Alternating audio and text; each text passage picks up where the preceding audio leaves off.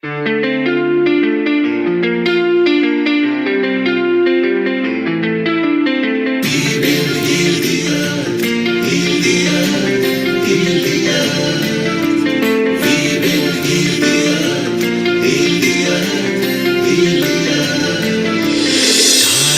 can tell you stories which are brighter than yesterday. The streets have never been so quiet. The squirrels found a new hideaway. Tomorrow will never be the same. There is so much hope in our hearts. Brick by brick we shall overcome and walk right into a new start. Welcome to the brand new world. We're the children of our Mother Earth.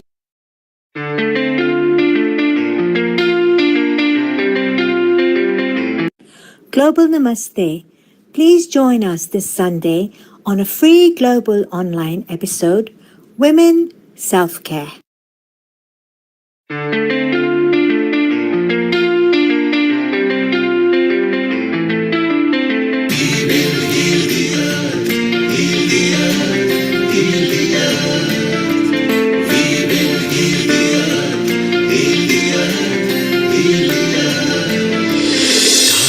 They can tell you stories which are brighter than yesterday.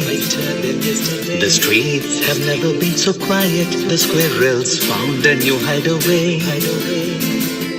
Tomorrow will never be the same. There is so much hope in our hearts.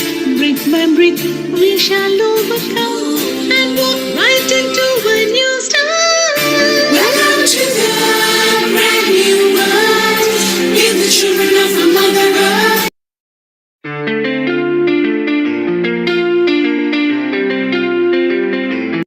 Global Namaste. Please join us this Sunday on a free global online episode, Women Self-Care.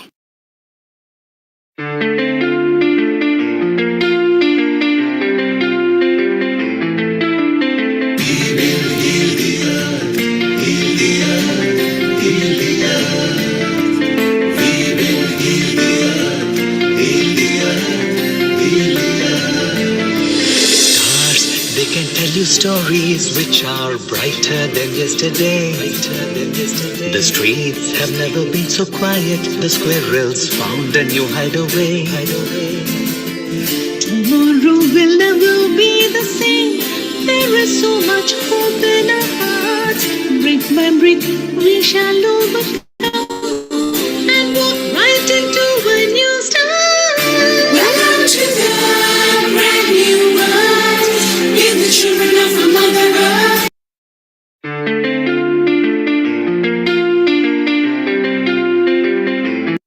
Global Namaste. Please join us this Sunday on a free global online episode, Women Self-Care.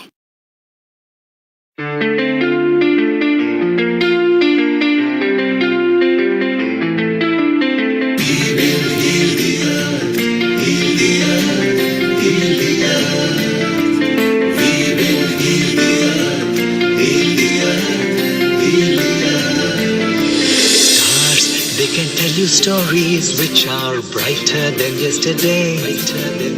The streets have never been so quiet. The squirrels found a new hideaway. Tomorrow will never be the same. There is so much hope in our hearts. Brick by brick we shall overcome and walk right into a new start. Welcome to the brand new world. We're the children of our Mother Earth.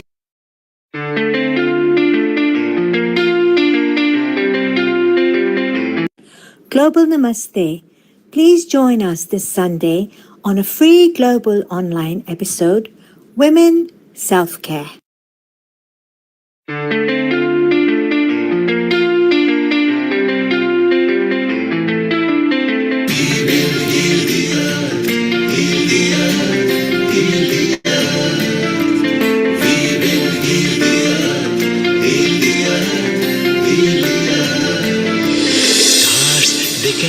stories which are brighter than yesterday. The streets have never been so quiet. The squirrels found a new hideaway. Tomorrow will never be the same. There is so much hope in our hearts.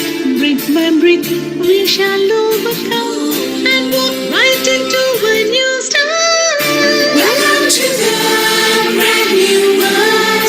With the children of our Mother Earth.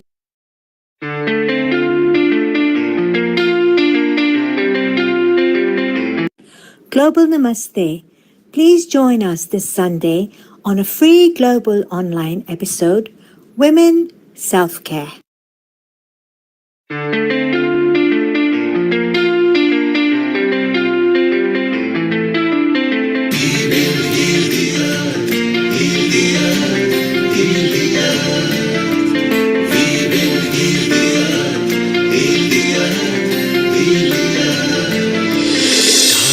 They can tell you stories which are brighter than yesterday. The streets have never been so quiet. The squirrels found a new hideaway. Tomorrow will never be the same. There is so much hope in our hearts. Brick by brick, we shall overcome and walk right into a new start. Welcome to the brand new world. With the children of our Mother Earth.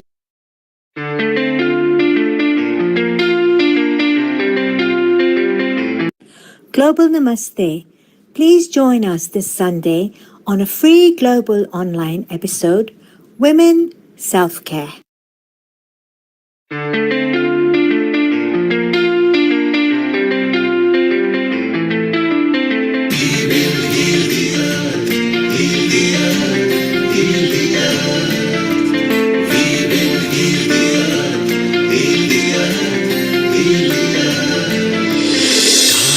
They can tell you stories which are brighter than yesterday.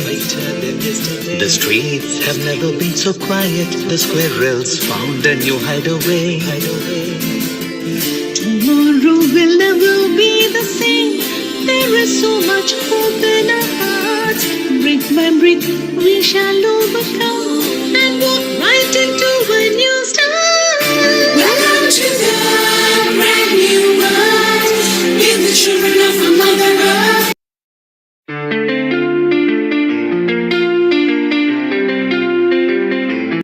Global Namaste. Please join us this Sunday on a free global online episode, Women Self-Care.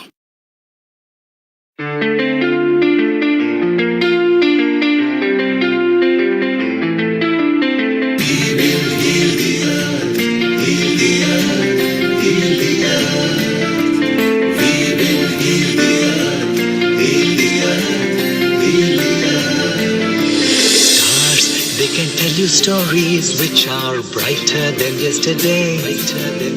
The streets have never been so quiet. The squirrels found a new hideaway. Tomorrow will never be the same. There is so much hope in our hearts. Brick by brick, we shall overcome and walk right into a new start. Welcome to the brand new world. With the children of our Mother Earth.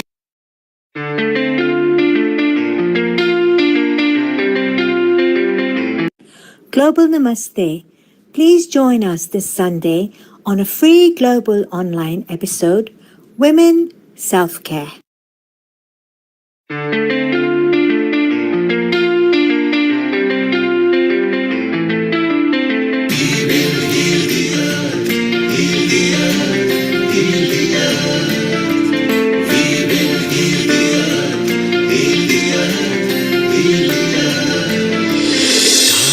They can tell you stories which are brighter than yesterday.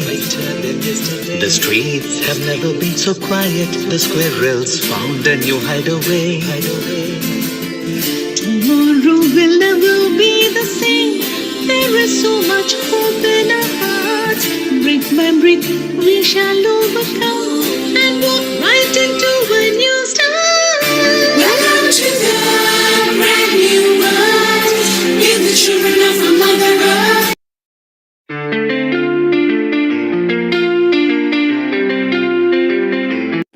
Global Namaste. Please join us this Sunday on a free global online episode, Women Self Care.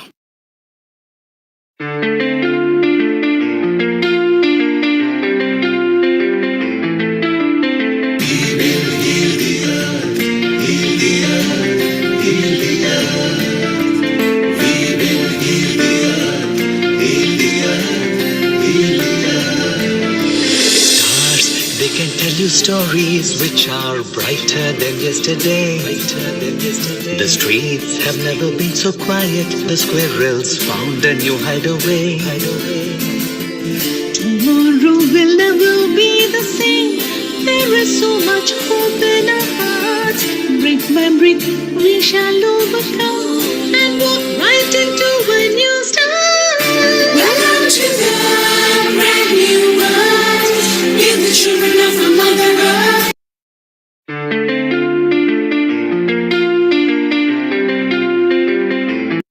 Global Namaste. Please join us this Sunday on a free global online episode, Women Self Care.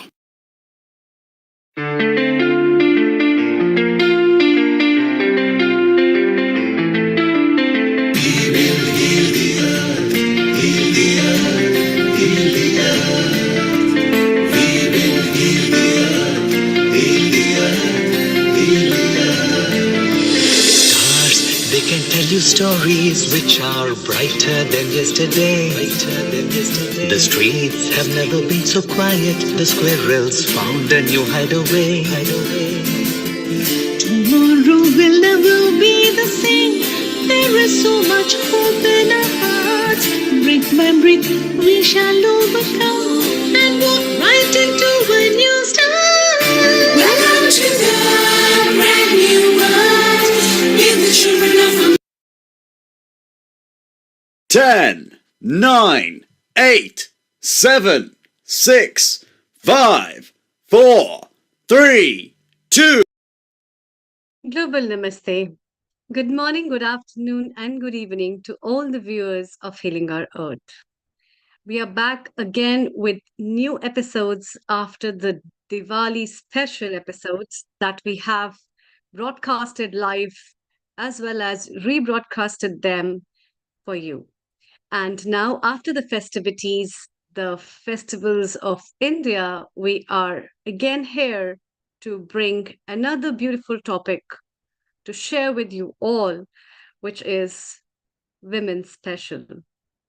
At Glow Women episode, we always try to bring and showcase some important things that are related to a woman's life. And that's why today's episode is specially on self care.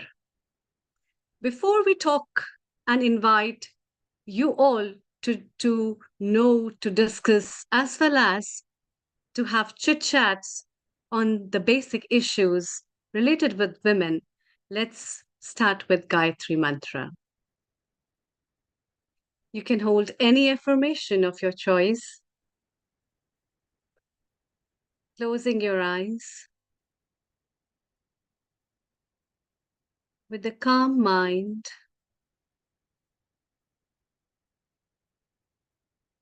Let's chant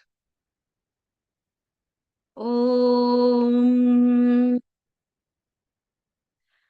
Om Bhuvah Swaha Tatsaviturvarenyam Bhargo Devasya Dhimahi Dhiyo Yo Na Prachodaya Om Bhuvah Swaha Tatsaviturvarenyam Bhargo Devasya Dhimahi Dhiyo Yo Na Prachodaya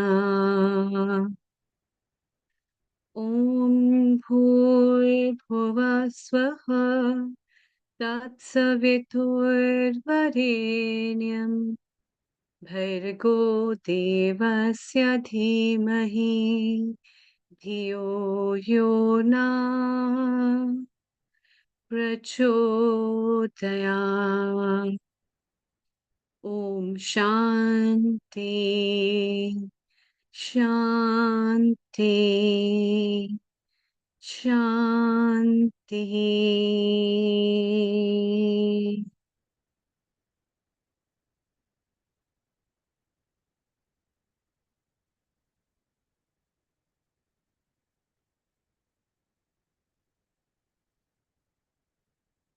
Welcome. Women, that plays a very major role in the society and is also regarded in many forms in different cultures globally as Shakti, Durga, goddess, that comes in the form of Parvati somewhere or comes in the form of Mother Mary, that bestows love, compassion, and so many qualities that a woman hold. But apart from that, there's so many aspects in today's life where we all run and chase time beyond so many things. And that is why it's very important to highlight certain aspects about women. And that's why today's episode is on women self care.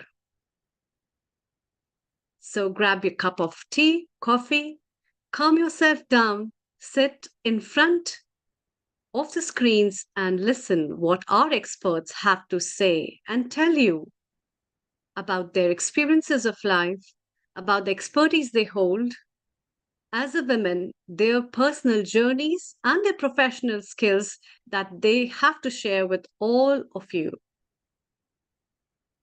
And that's why I would like to invite our first guest from Israel, Heather. Global Namaste and a very good evening, Heather. Global Namaste. Happy to be here. Thank you for inviting me again. Heather, you are already in Israel and staying in Israel with such a long span of these conditions that we all hear every day itself is a very big challenge. And we are very thankful to you, as well as all the guests who have joined from there, that they all are able to contribute to the society and the world despite so many odd situations in their life. So, first of all our wishes for the peace at this place, and we all wish that there may be peace very soon in the places in and around, and people may find peace in themselves to stop this Yes. war as soon as possible. Now, Heather, you have been working as a fitness expert. You are a woman by yourself with children, holding so many professional skills.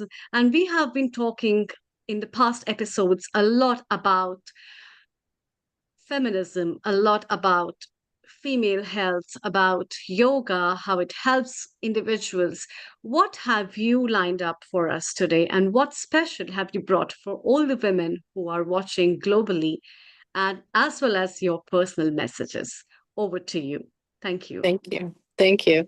So you had encouraged everyone to grab a cup of tea and settle down for a kind of passive state of listening. And my opening session was going to be or will be an invitation for a bit more activity, because I'll be talking about the benefits of jumping for female overall health as well as pelvic health especially. And since fascia, in my previous talks, I've addressed the importance of fascia, I'll address just very surface level the benefits of how jumping can support our fascial integrity and health as well. So get ready to Great. bounce a bit. Hold the Please hold go the ahead. tea, hold the coffee, enjoy it while you can. But hopefully, I'll really invite you to join in a little bit of a bounce session to begin this series today. Great. Go ahead. Thank you. Okay, wonderful. So we'll begin. I invite you to just drop into your body. Everyone's arriving from these different places and spaces and corners of the world, different activities leading up to this arrival right now. So just invite a really deep breath to move through the system and allow that state of fullness to linger in the inhalation before emptying into the exhalation.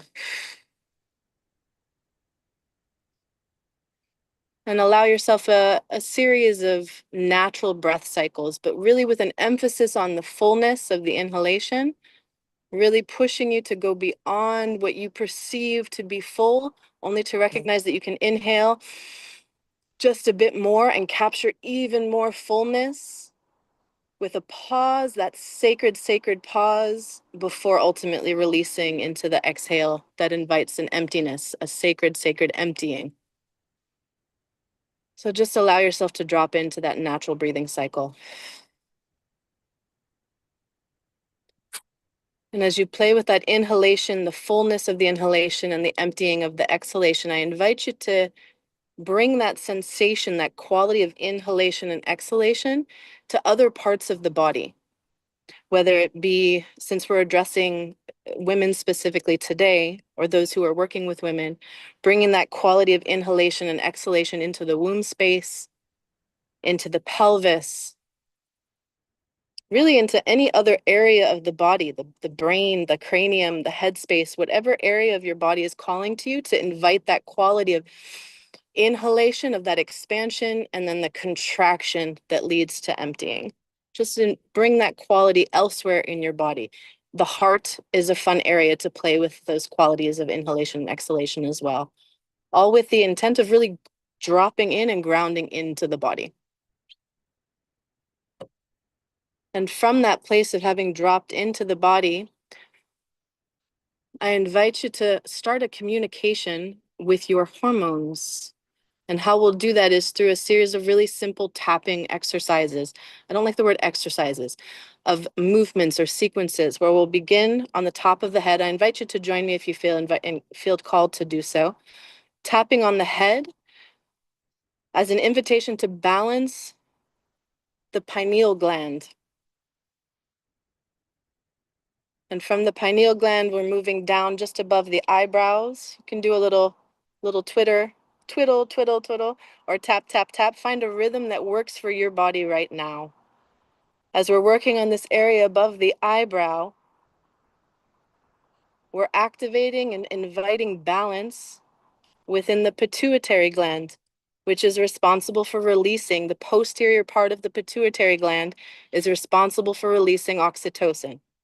Oxytocin, which my dear friend and colleague Julia will be speaking to after me, is really essential and optimal for all health, whether female or male, regardless of gender, but especially females. We want a ready, steady flow of oxytocin, to have healthy channels of oxytocin.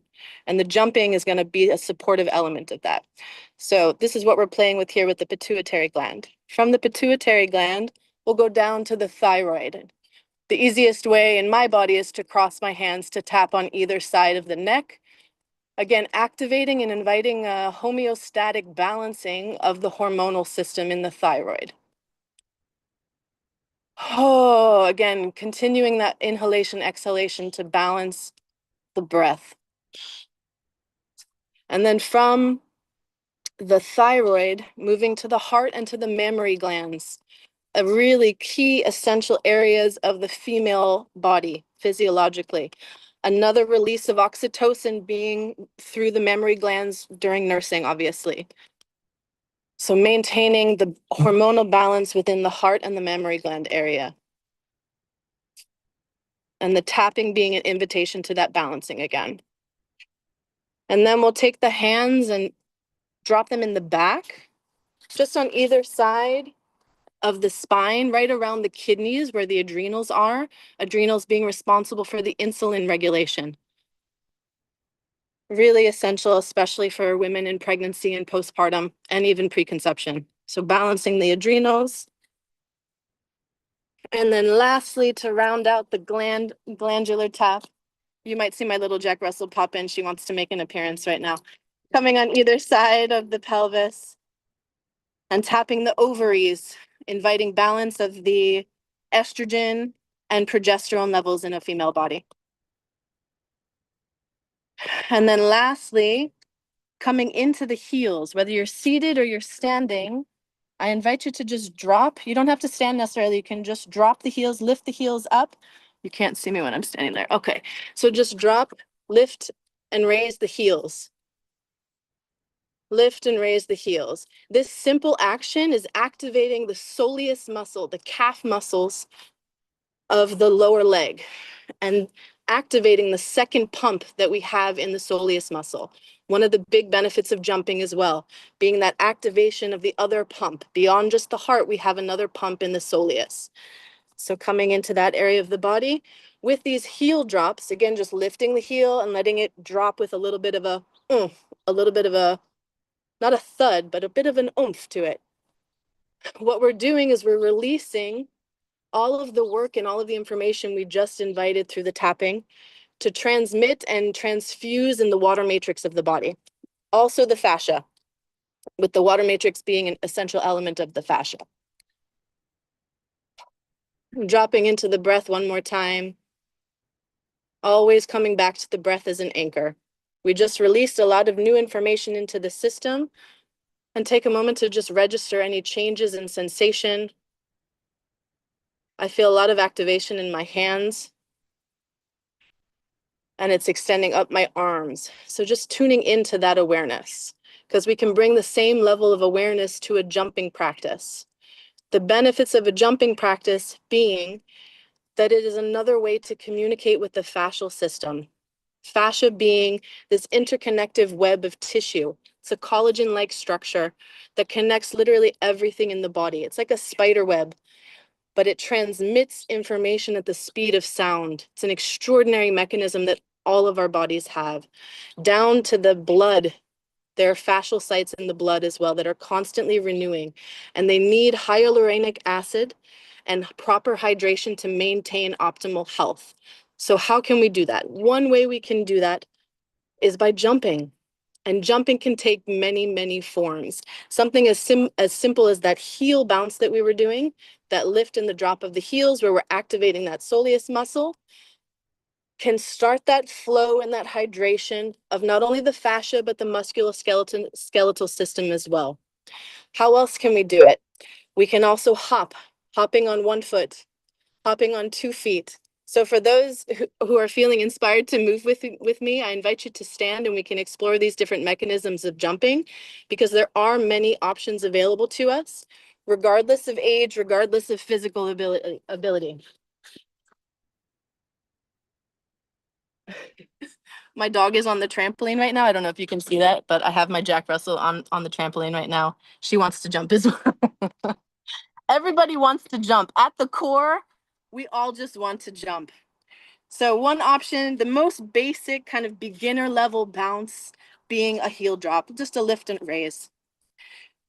Transmitting information through the water matrix, through the fascial matrix of our body. Second option being hopping on one foot with even just a minimal lift off the ground. A one leg hop on either leg. Beautiful. Beautiful. A favorite of many people, many of us grew up in the 80s, so jumping jacks, the aerobic approach to jumping, always fun and easy to access. Running in place being another option. High knees, if you want to do something a little bit less impact, just lifting the knees has a little bit of that element. Again, you're activating that soleus muscle. When you're pushing through the foot and lifting the leg, there's the activation of the soleus. So you're getting that benefit of another pump in the bottom half of the body. Skipping, one of my personal favorites. Not done enough in modern times. I love those of you who are skipping with me. Thank you. Skipping being another fun expression of a jump. Beautiful. And then the most obvious form of jumping being just a gentle lifting off the ground. It doesn't have to be magnanimous. It can be a small micro movement where you're barely leaving the ground. But any time you're playing with your relationship to gravity and to the center of the earth, even something as simple as this motion, where I'm in a semi-squat and I'm bouncing off of my legs. For those who don't feel comfortable going weightless or suspended in air at all, this motion has a similar effect and benefit. It's still transmitting the information and the hydration through the fascial system, through the musculoskeletal system. And another advantage of jumping, especially for women who are prone to issues around osteoporosis, is bone density. Each jump is strengthening the bone, I'm going to mispronounce it, perosteum, I think it's called, in the bone. So we're strengthening that and reinforcing the fascial integrity with every bounce. Just with this simple act of playing with your relationship to gravity, to the center of the earth, and to a further axis beyond the body. It has magnanimous benefits, just a simple practice of jumping 2 to 3 minutes a day or even less, or segmenting it throughout the day as well. It's great for cardiovascular health. It's great for building lung capacity. We're dialoguing with our diaphragm each time we're bouncing as well, along with the fascial intelligence. I cannot emphasize the importance of fascia because, especially when it comes to female health, with the reality of our cyclical hormonal nature, fascia is really essential for female health because it transmits hormones, oxytocin being one of those hormones. So the more optimal you maintain the fascial integrity, the more balanced you can keep your hormones. It is possible. We have this endogenous, excuse me one second. We have this endogenous pharmacy in our bodies as women. And something as simple as building a regular, Boca wants to say hello. Something as simple as building a regular jumping practice can support not only fascial, musculoskeletal, bone, respiratory, cardiovascular health, but also hormonal health as well. So I encourage you to jump, to get playful, and to just really be in the magic of play, the magic of the bounce, and explore your own quantum bounce, because being in the bounce invites multi-dimensional play, but that's another talk. Thank you so much. Amazing. Thank you so much, Heather. That was really wonderful. I can see so many people enjoying, especially all the women have been bouncing up and down, and very beautifully explained and very rightly said how important is jumping for all of us, and especially for women, and especially for the bone density. A lot of women have been struggling in their perimenopausal as well as the menopausal stages with Yes, osteoporosis and vitamin D3 deficiencies, and therefore these deficiencies can be taken away by just simple exercises, a simple routine that you can add up in your life that will not take much time. It doesn't need a lot of space. It just requires a simple effort that you get up from your places where you're sitting and do some jumping exercises. exactly. And we are really very excited to welcome our next guest also from Israel. And she's a fitness expert as well, and she'll be talking a lot more about it. And let's welcome Julia. Julia Shemesh, Yes. Global Namaste. Shalom. Hello, hello, hello. I'm originally from Italy, grew up in the States, and lived in Israel for Wow. 5 years. So I'm a mix. I'm a mix of a lot You're of a things. mix. I don't have much else to say because Heather basically just gave a beautiful, exquisite sermon on the importance of oxytocin and bouncing specifically. But let's see if I can add a little bit and piggyback because that was So so beautiful. definitely there's so many things to work on actually, and you So can many. add on so many things about oxytocin. Here you go. Okay, so Go ahead. Thank you. there are, when I was thinking about, okay, I got 15 minutes to share something, and my biggest aim is that you actually do something afterwards, because like we talk a lot, and talking is so amazing and so important, but what would be the thing that I could possibly say or show with my body or encourage us to do that would stick in a way that makes it, oh, enjoyable. You know what? Tomorrow is Monday, October 27th. I'm gonna incorporate this thing into my life. So, in order to do that, I wanted to give just a little bit of background and then go right into it. So, my name is Julia. I'm the founder of the Moving Body Institute and the creator of movement medicine, which is a somatic practice that brings women back home to the power and freedom of our moving bodies. I'm a dancer. I danced professionally for many years. I'm a mother of two daughters. And for the past like 15, 20 years, I worked primarily with women to help them remember that their moving bodies have always known that this practice, whatever the practice is that gives you your vitality, that reminds you of who you are, is not something that we do, but something that we are. So the topic of focus today is how, as women, we can restore that knowing. So oxytocin, hormone of bonding and love. As Heather said, especially for women, it is the chemistry of safety, of belonging, and something that I think is a little bit underlooked, but increasingly starting to be seen, of creativity. And that if we do not have access to our creativity and our creative autonomy, that stops oxytocin as well. So these three things, safety, belonging, creative autonomy, are essential if we're serious about any kind of moving forward or moving on or moving through, which are essential, right, as we move through life.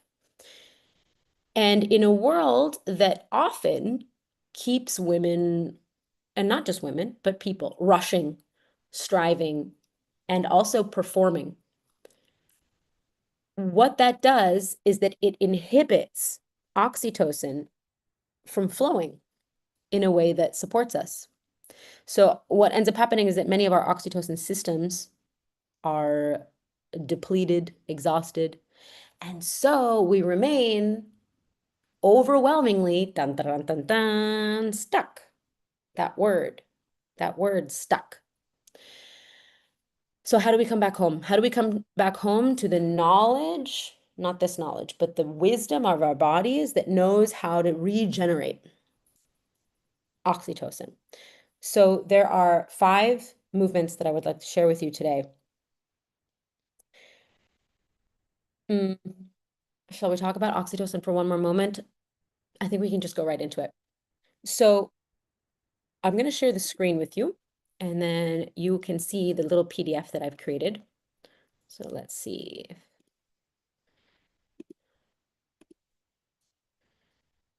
Great. Share. You can see. Yes. Fantastic. Thank you.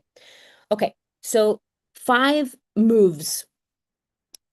I've added a little bit of a change to the last one. So when we get there, I'll share with you the little shift. The first is the rock. This has shown up in so many cultural, religious, spiritual communities. It is the simplest thing, and it's also an action that happens spontaneously, instantaneously when we are feeling overwhelmed. But what we can do is we can start playing with it in a way where we're not overwhelmed, so that we can teach our body how to create oxytocin without having to need it desperately. One moment.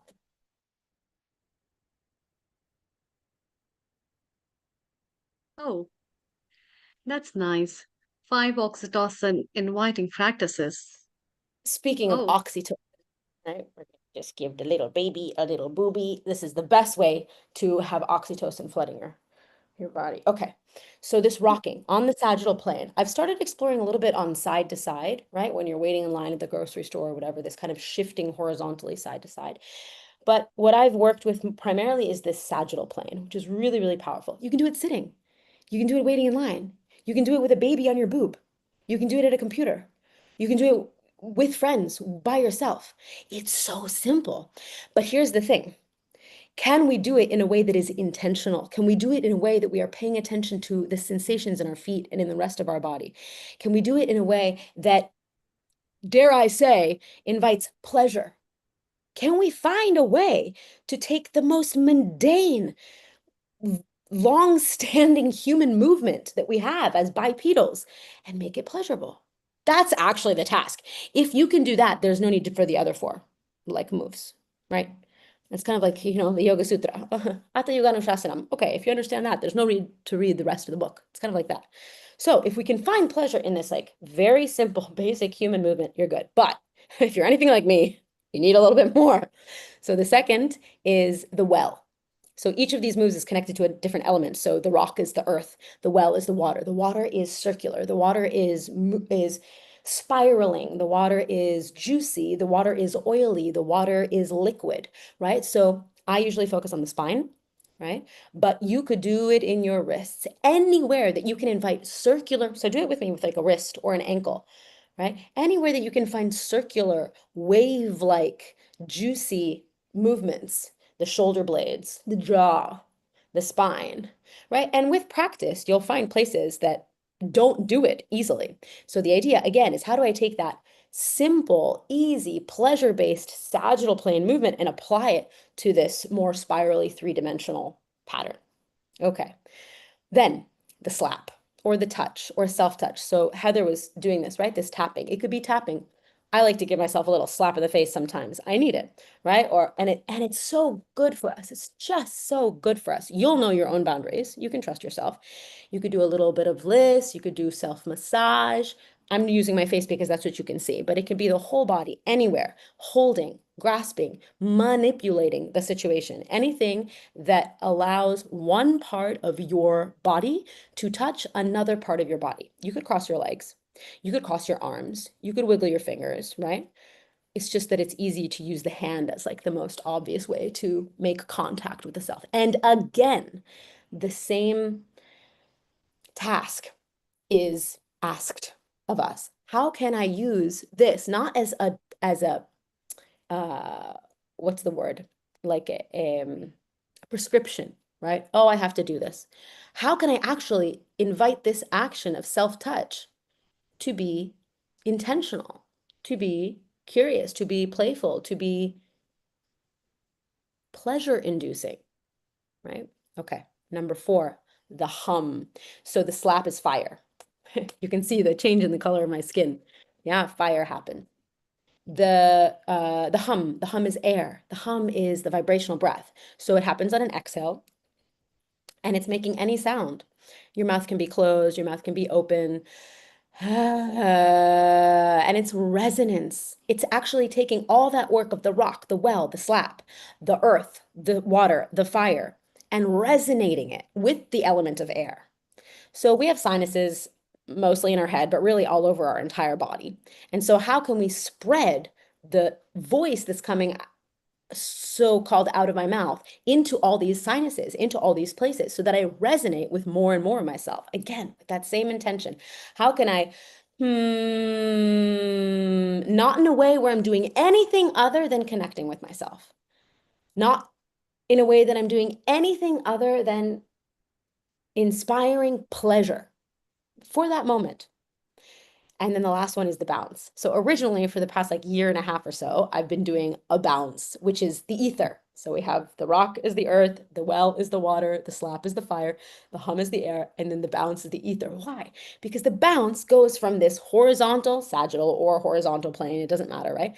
To this vertical axis, which is essentially enlightenment, right? It's connecting the center of the earth to the center of the universe, all the way up there, across this action, this very simple primal action of the bounce. The bounce is the first time that we were like, up there, right? It's so simple. It's so beautiful.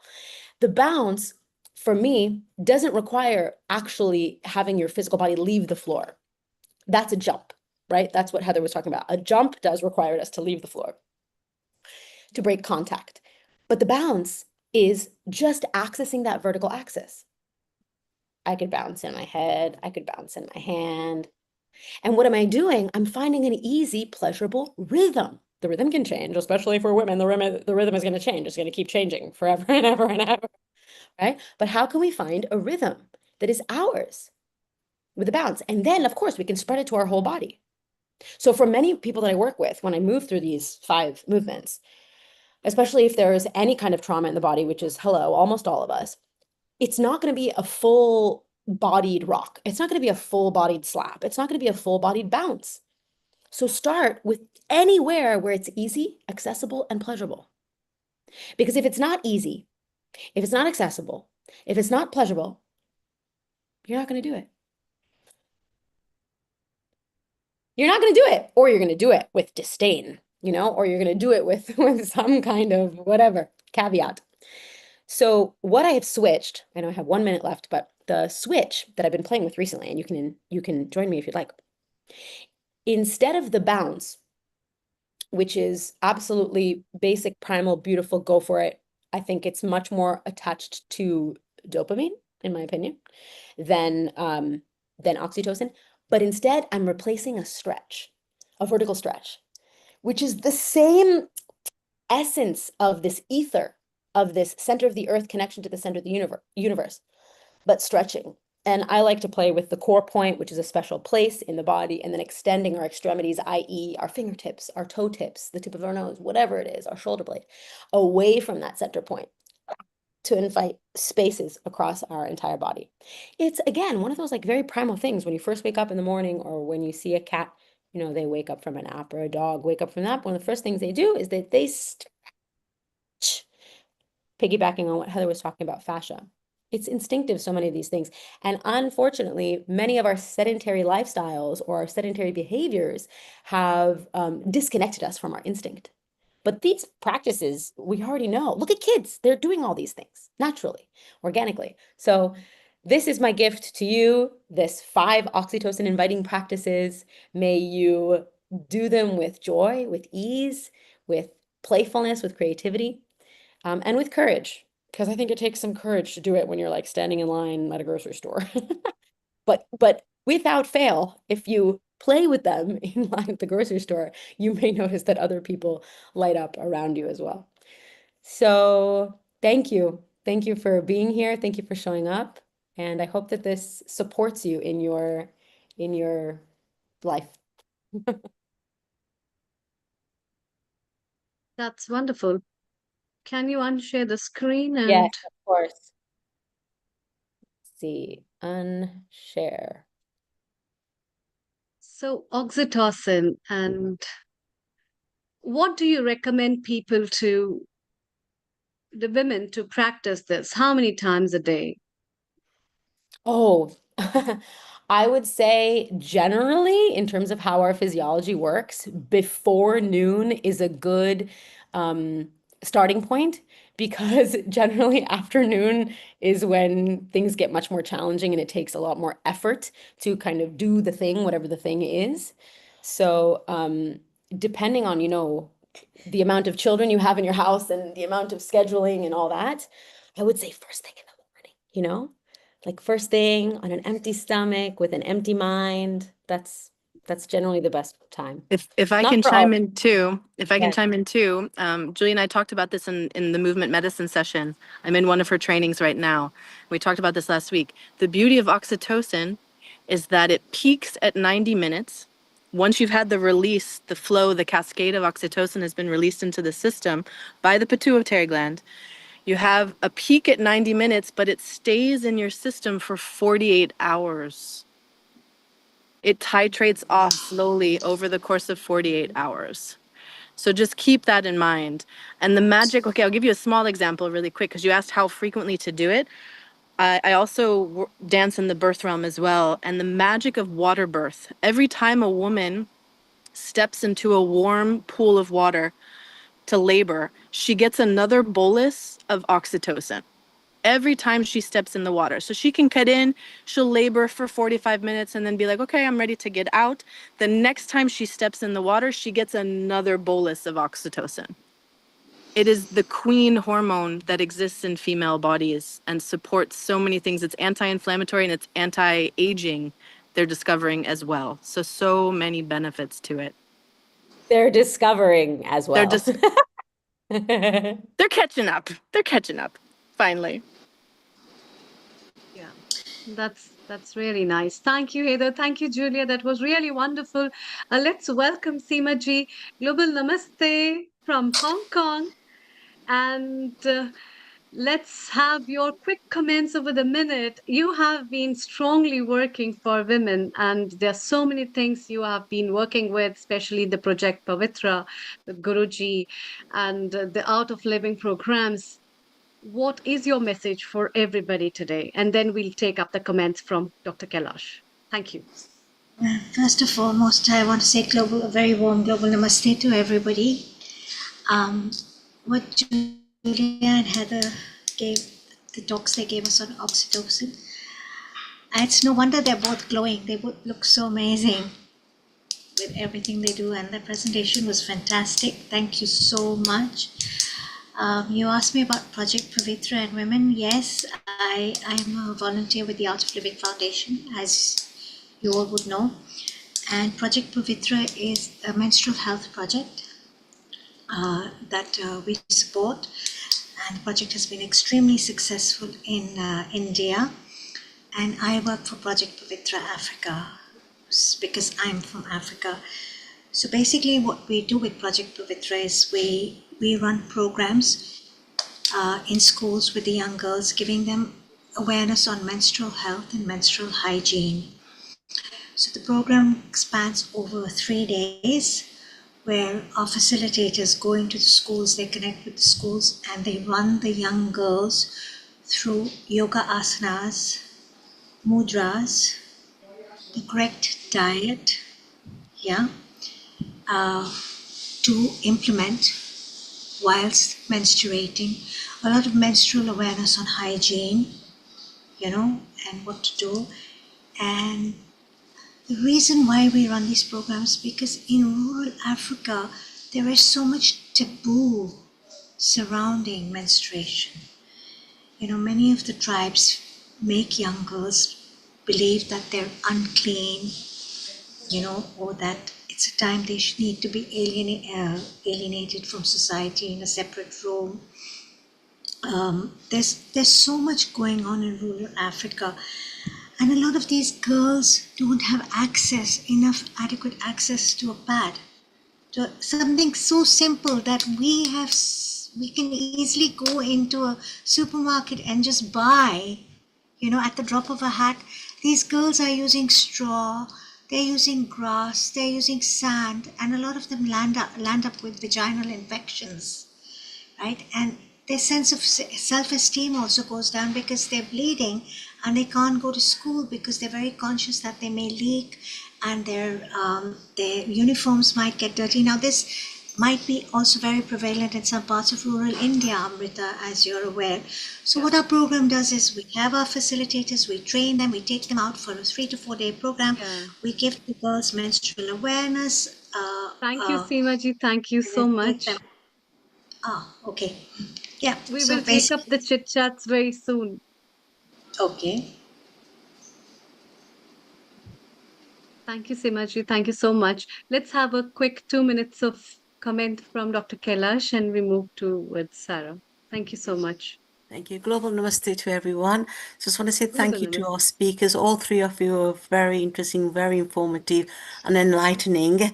As a woman, I also feel so important self-care for women, absolutely crucial. And what we've just heard about this project about menstruation should really ideally be in every schools from a very young age. Very, very important. Now, myself, I just want to share some experience that when I was growing up, as a little girl, I was suffering so much from menstrual, periods. I used to have clots and everything, and unfortunately, sort of had reaching my early 40s, I had to have a hysterectomy. And I just feel that my body, instead, the bone test and well, intensity and all that is going down. So I was wondering, with the hysterectomy, do we still have those hormones, or how does it work? How do I balance all this? So I just wanted to ask the question to Heather and, our speakers, Julie, if you can enlighten me on this, please. Heather, would you like to answer quickly? Yes. Sure. It's a really beautiful question, and there's so many women who have similar shifts in their physiology. So you're not alone. I'm by no means an expert, and I would also be curious to understand. What I do know is that there are oxytocin receptors on the womb space, so on the physical uterus itself. But I don't know enough about how it interacts with the rest of the body. I mean, you still have your pituitary gland, so you can still generate oxytocin, but in terms of where it's landing and where the other receptor sites are, you still have them in your mammary glands as well. So it's still flowing through your body. You just have a different variation in the pelvic space. I would also be curious to know. So thank you for asking. Thank you Yeah, so thank much. you. We have Dr. Anukul. He can add up with his expertise, and then we move on to Sarah. Dr. Anukul, your comments. Well, thank you. It was lovely listening to Heather as well as Julia, and of course Dr. Meeta Bhatia as well. It is very fascinating. The reality is, as a part of a spinal surgeon and in my what you call medical and orthopedic field, I come across women every day. Three-fourths of my patients are usually women, and they come with exactly all the issues that you have discussed, all of them. Now, the reality is that what I find when it comes to stimulating all these parts of the body and fascia, etc., fundamentally you're working on the hypothalamus pituitary axis. But a hypothalamus is controlled by your subconscious mind. And what I usually find is that a lot of these patients who are usually very static, not wanting to do many things at home, also have a lot of environmental issues. That means issues at home, relationship issues, and other issues which are often get them into very passive mode. So there are lots of background issues which come into these. Listening to Dr. Meeta Bhatia, it is obviously an important issue because I was a bit surprised because I'm one of those guys who have done quite a bit of reading with so-called Ritu Vidya by Dr. Seenu Joseph. I do not know. I'm sure you must have heard about her, about the menstrual related problems in females. And I was wondering the differences between what is being observed in Africa versus what we see the women in India. A similar type of what you call socioeconomic conditions, but their attitude towards the things are quite different. So I wondered what her opinion was. Insofar as bone density was concerned, there is something called the Wolff's Law, WOOFS, Yeah, Wolff's Law, which is the bone strengthens based on the stresses that you put on. So by looking at the X-rays and looking at the trabeculae, the structures of the bone, we can make out what type of posture the person has and what type of stresses each part of the bone is given. So that's a part of the Wolff's Law. It's an important part of strengthening. thank you. And bone, interestingly, is the most metabolically active organ of the body. So it was fantastic. Oxytocin, again, as I would say, is entirely controlled by hypothalamus pituitary axis, and it's controlled by the Thank you. subconscious mind. Thank you. Yeah. Thank you, Dr. Anukul. We'll be taking up this question and discussions further. It's time to move to UK with Sarah Mills, and she is been a lovely woman as well as a part of Art of Winning. She has been working with so many issues related with women, personal care, and so many other stuff. Global Namaste and a very warm welcome, Sarah. Oh, thank you, everybody. Thank you for that wonderful welcome, as always. I'm always energized and smiling being in this amazing, uplifting movement for healing our earth with heart, wellness, and kindness. I am Sarah Mills. I am really happy to be here today on this incredible Women's Self-Care Summit, and I'm loving the movement and bounce that Julia and Heather have already shared with us. I literally feel 10 foot tall and bulletproof with all my energy tuned into all my cells are smiling. I'm sure about that. So I'm really excited about putting into practice some of those things. Thank you so much. It's so in aligned with everything I am and everything I believe in too. And so I am a sustainable, healthy living consultant for life and business. because they are all intertwined when we work, when we live, when we're a parent, when we're all the different roles we have. And for more than 15 years, I've been part of an amazing whole body healthy movement called Arbonne, which is named after a little village in Switzerland, meaning beautiful tree. And it was originally the original really clean, ethical, plant-based only health and wellness brand and movement that's been flourishing since 1980. I haven't been there for that long. And helping communities flourish with sustainable, healthy living, which is so much what we're talking about here. I'm also a mentor and a co-founder of something called WOW, Women on Winning, which is a global community, as Amrita knows, empowering women to collaborate with confidence. And that is literally at the heart of everything. But more than any title, I'm someone who has spent years inspiring myself, firstly myself and other people, to build lives that feel as good as they look, or look as good as they feel, however, whatever that means to you, that are really lives full of energy, joy, bliss, purpose, possibility, and kindness. Because as you've just heard from our two previous amazing speakers, when we take care of ourselves, body, mind, and spirit, we literally do show up as our most radiant, unstoppable selves, whatever that means to you. That's what I call the art of winning. It might mean something very different to somebody else, but it's literally never about hustle or comparison. It's just about that kind of winning experience of life for all of us. And to me, I've created something called the Win Experience, which is about well-being first, incomes that actually create impact, and networks like this amazing network of Healing Our Earth, that create real connection and collaboration. And today, I just want to dive in for the next 10 minutes with you into one of my favorite parts of that philosophy, which is how to truly love the skin you're in, right? Through self-care from the inside out. So three main things I just want to share with you is: one, how to truly love the skin you're in from the inside out. Number two, why mindset, my favorite topic, why mindset and vision and self-care are literally your glowing lifestyle tools. And number three, just to finish off, there'll just be 5 simple little powerful hacks that I use every day to glow from within, naturally, sustainably, and joyfully. So I hope that sounds good. And I'll jump in. So number one is how to truly love the skin you're in from the inside out. Here's the truth, as a lot of you will know, because a lot of you are very educated here and understand this, but your skin is your body's largest organ. And crazily enough, it is a wonderful storyteller, or not. It tells the tale of how you eat, how you think, how you rest, how you feel. It is literally, and when Julia, I can't remember if it's Julia or Heather, we're talking about the fascia. I mean, yes, to all of that. And, 70%, did you know that 70% of your immune system lives in your gut? Your skin renews itself roughly every 28 days. So just in 1 month, you could literally transform your complexion. And stress appears on your skin long before you may even feel it emotionally. So to me, glowing skin is never just about skin. Well, it is about skin care, but not maybe skin care as you think of it. It's all about self-care. And so when you nurture yourself from both sides, the outside with, yes, for me, I use clean, supportive products that nurture and flourish my skin.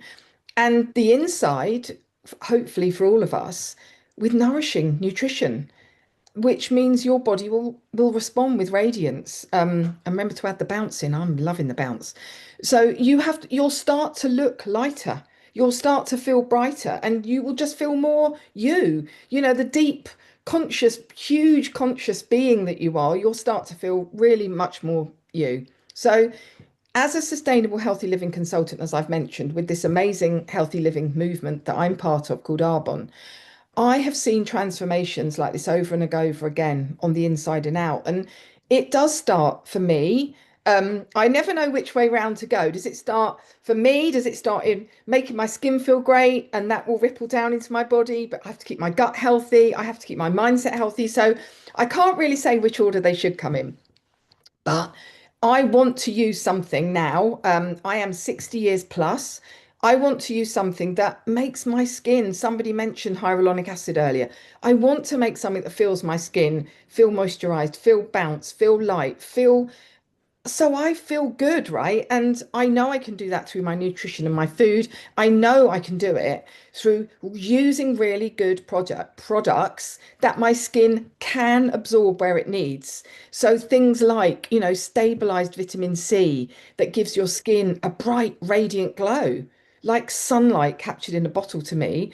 And niacinamide, which locks in moisture, right? It soothes texture and it leaves your skin feeling soft and plump, right?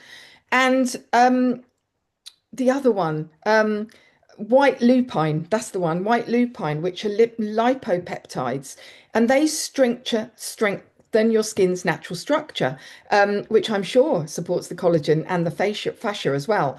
And it helps it stay firm and resilient against daily stressors. And when those are the top most powerful ingredients in products that I use, I know it makes my skin smile. I can see it. I mean, I'm smiling now, and you can probably see that. So whether you choose a very simple regime or whatever that is, do something that nourishes your skin because there is so much coming from the outside environment that can damage that. So on the inside, so that's the outside. On the inside, I guide people through a 30 days to healthy living.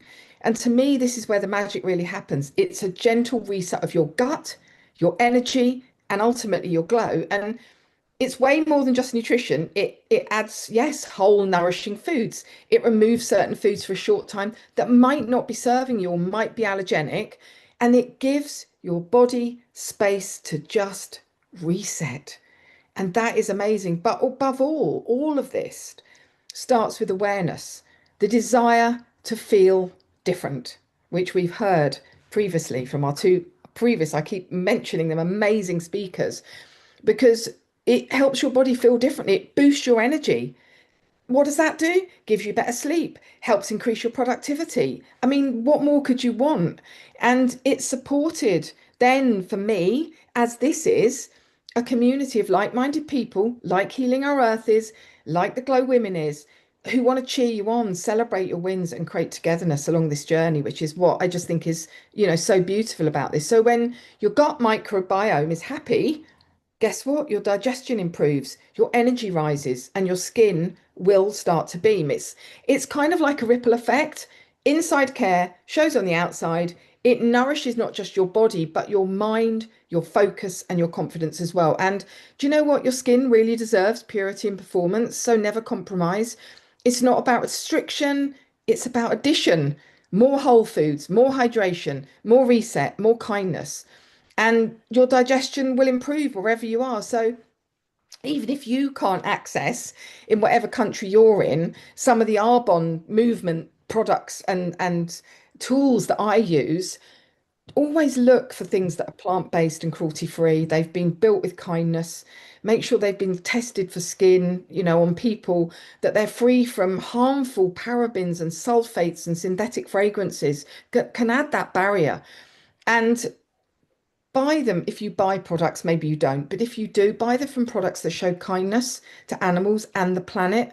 And if possible, maybe they're B Corp certified, which means they balance people, planet, and profit in everything they do.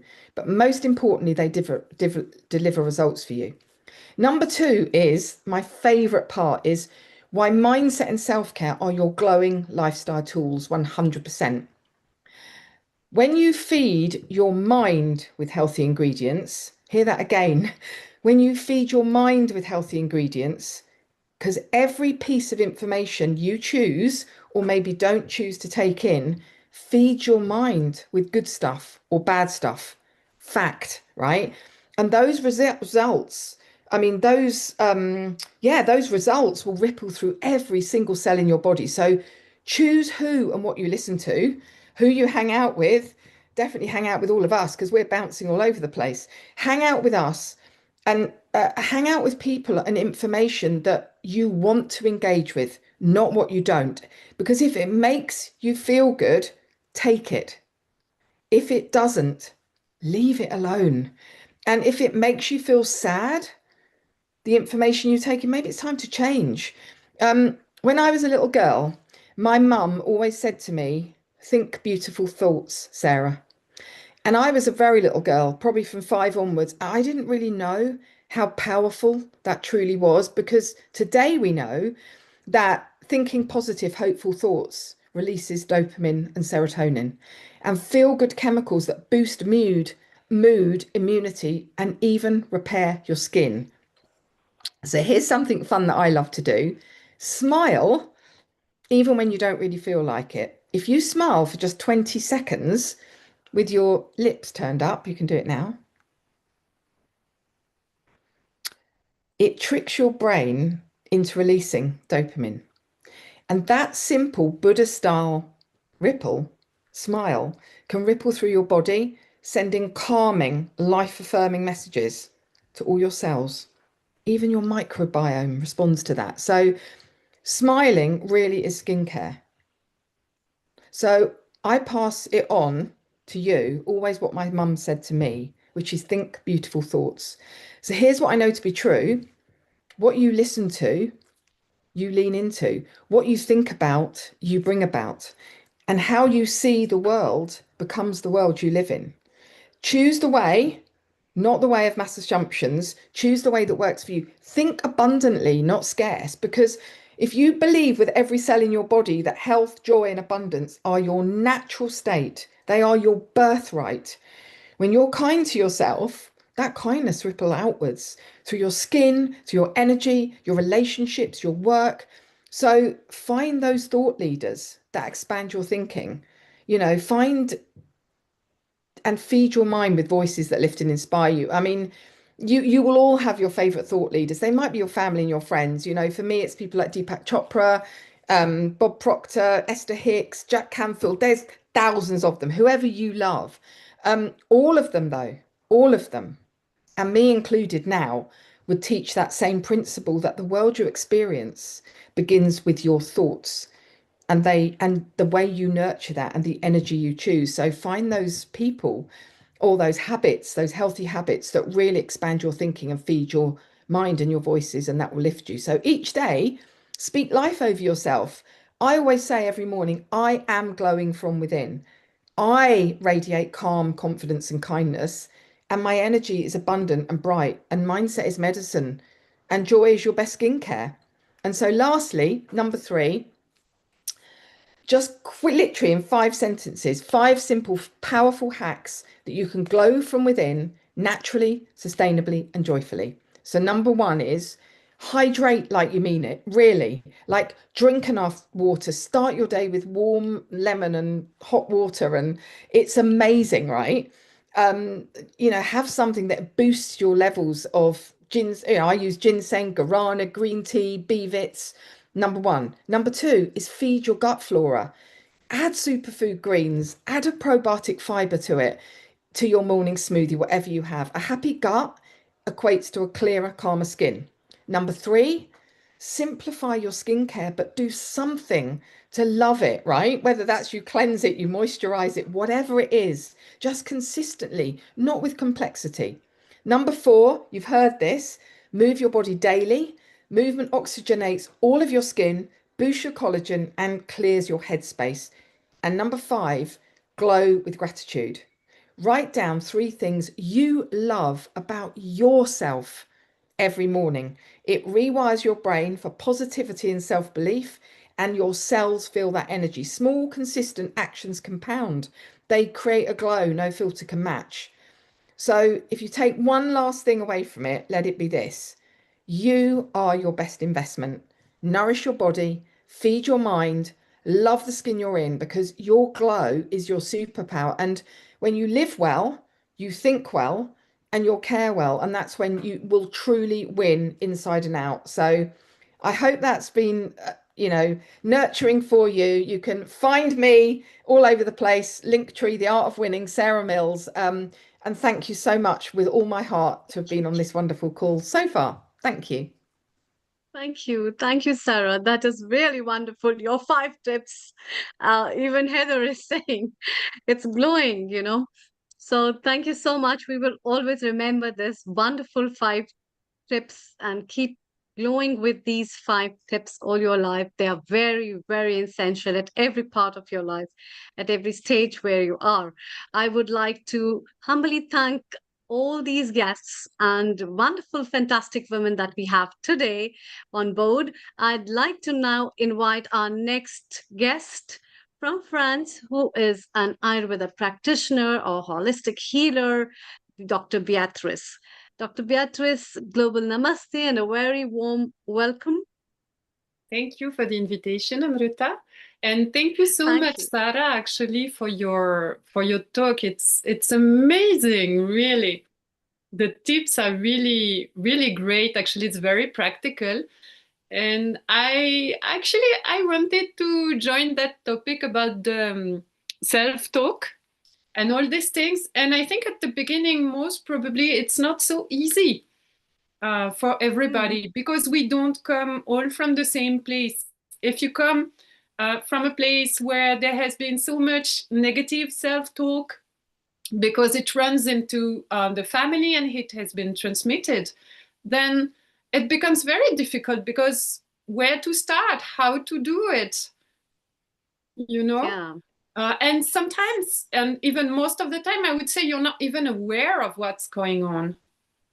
So I totally agree with you in the fact that the more positive you think, the more positive you will attract as well, and the more positivity will manifest around you. But we don't all come from that place. And for me, it took me a very long time to understand this because from my background, actually, how to say, I come from a very conservative Southern European family where violence is very common, but violence in a sense of words, gesture.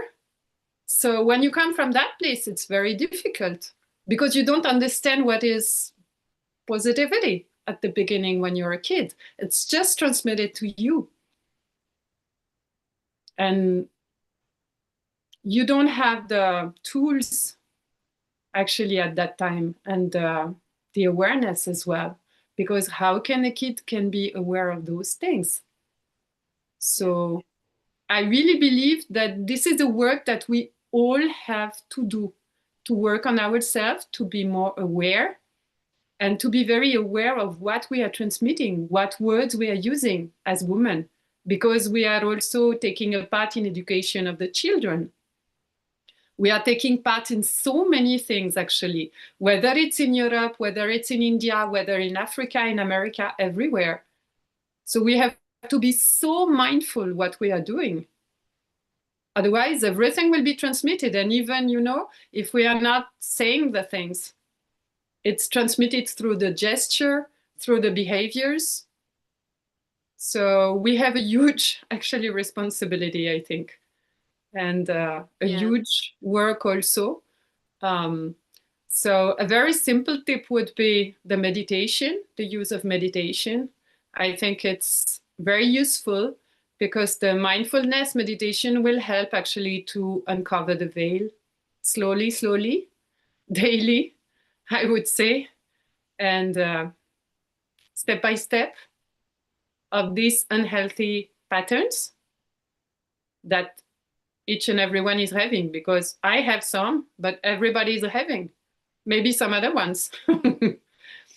So they are not repeating and they are not transmitted, even for oneself and for others as well. Because as long as we don't do that unconsciously, we just repeat the things. And most of the time we are just doing and sleeping at that time. Another thing is, we have 2 wonderful tips also with Ayurveda and Yoga, which I would like to mention in that. The yoga practice is really interesting because when you come from a place where you have been with so much disconnection between the mind and the body, which is very common in Europe also. It's less common in India, I would say. People are more grounded. But here in Europe, this is what happens. Then it's a very good way to reconnect your mind your body, and to understand that all of the things are working together. It's not just the mind in one place, the body in another place. No, everything goes together. Even a very small practice, but a consistent practice would be very helpful. And but again, the aim is not to overexhaust oneself. And when you are in a negative self-talk or pattern, then again, you have a tendency to go and to overdo. That's not the aim. The aim would be in that case to just go for 5 or 10 minutes practice, not that much intensive. That would be really great. And a good part also of relaxation. I think that would be wonderful. And the Abhyanga also, the oil massage from Ayurveda, it's also very helpful, I think, to reground and to reconnect to oneself. These are the thoughts I wanted to share about it. But the identification of the thought pattern is something really important. I really focus on that. I mean, insist on that, because this is the most important thing, I would say, to give importance to. And at times, even I just read a book on this geobiology, I think. This is the patterns which run into the family. So it's very interesting, because it is said that most of the things are transmitted, as I said. And sometimes it's good to just give back the patterns to the, how to say, to the people who transmitted it, just to have one's own thought and patterns. These are important things. So thank you, Sarah, for that. Oh, wow. Dr. Yeah, thank you. Amazing. Yes, all very connected to everything that you said, you know, and I totally understand. The thing that really stuck out from what you said was that, you know, we don't all come from that same place. As you can tell, I'm also a European as well. And although my mother said those things to me when I was a little girl, we went through extreme adversity in our family. And so maybe that was why she told me to think beautiful thoughts, because of what had happened to two of my siblings who passed away. So it's fascinating. And I really didn't come across any of this, you know, you are what you think about all day, probably till I was in my 30s or 40s. And so it is about the awareness, and it's just about awareness is what starts everything, isn't it? You know, you might be doing your robotic habits of we always talk like this, we always talk like that. But when you become aware, it's almost like you pause for yourself and go, are those the thoughts I want to have? Are those the things I want to listen to? And it's this moment of breath where you just go, I see differently now.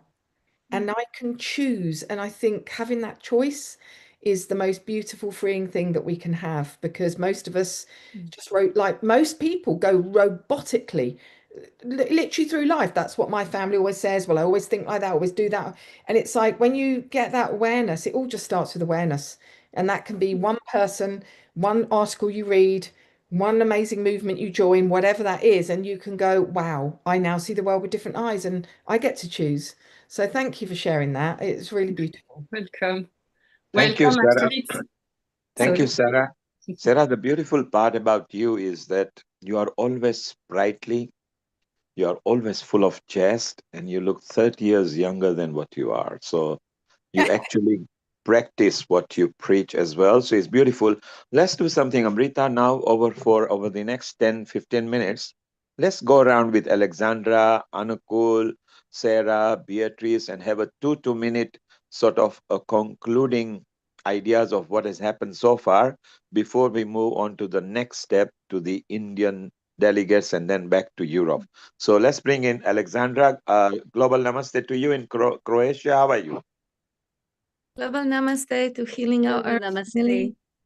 So nice to see you, everyone. Dr. Amrita and Dr. Anukul and Dr. Anjali Lata, everybody's there. And Dr. Beatrice, that was really amazing. You also starting with your personal story, and like I think this is really important to acknowledge that inward journey first, how we really educate ourselves, and then they say women, they are half of population, but it's not our role is as educators. It's also we educate the other half as mothers. No, it's usually primary educators, first teachers are mothers. So how we model that wellness, how we really prioritize our own health, like managing stress and practicing self-compassion, as you mentioned, Beatrice, also like a meditation, and also saying no, setting boundaries. I know that's the most difficult for me personally, demanding respect for my own time and energy and my own space. Yeah, I think this is really important question for me personally. How to practice that, how to teach the next generation, both sons and daughters and nieces and nephews, and how to value well-being, like how these practical tips, like also from stability for the health, bodily health. Also, as Dr. Anukul says, it's a mindset that the patients come like with this passive mindset. It's really important that we are self-empowered, that we are empowered to take care of ourselves, because we shape behavior of the whole world later according to that. And then, of course, this intergenerational influence that is also so important, how it's just passed down through generations, usually via the mother. So we really, if we can do that in our everyday life to support mothers, to support young women, that would be amazing, just to have this healthier foundation for children's children and the world in general. Yeah, Alexandra, can I build on something that you said? Is that possible? Yes, please. Yeah. Please go ahead. Speaking to epigenetics, it's very real, especially as a living expression in women's bodies. It's been said that we carry 14 generations in our living tissue. 14 generations walking, talking, breathing with you in real time. And when a woman is pregnant, 15 generations in one living body. It's really extraordinary when you consider that power and how important it is, this opportunity that we have at this juncture of time in the cosmos to really construct a new paradigm where woman, there's more of a woman centered. I like to say woman, like WOMBEN or YN. There's more of a woman centered care model that really puts the woman front and center, and thus babies and children as well, because they're one unit essentially, especially the first 7 years of a child's life. So as we have an opportunity now in this juncture of humanity to build this new reality, it's an exciting opportunity, and calls and gatherings of thought leaders like this are putting us one step closer to manifesting and creating that reality, while doing the day-to-day trench work of trying to model it, or if not trying, but of seeking to model it for our kids and for the next generation, with this 7-generation model in mind, that everything you're doing today is working towards supporting 7 generations from now, that we are the ancestors for our children and children's children and far beyond. We've lost that 7-generation model, but putting woman back in the center gets us one step closer to remembering that, because it's nothing new. This is an ancient intelligence that we're just being asked to remember.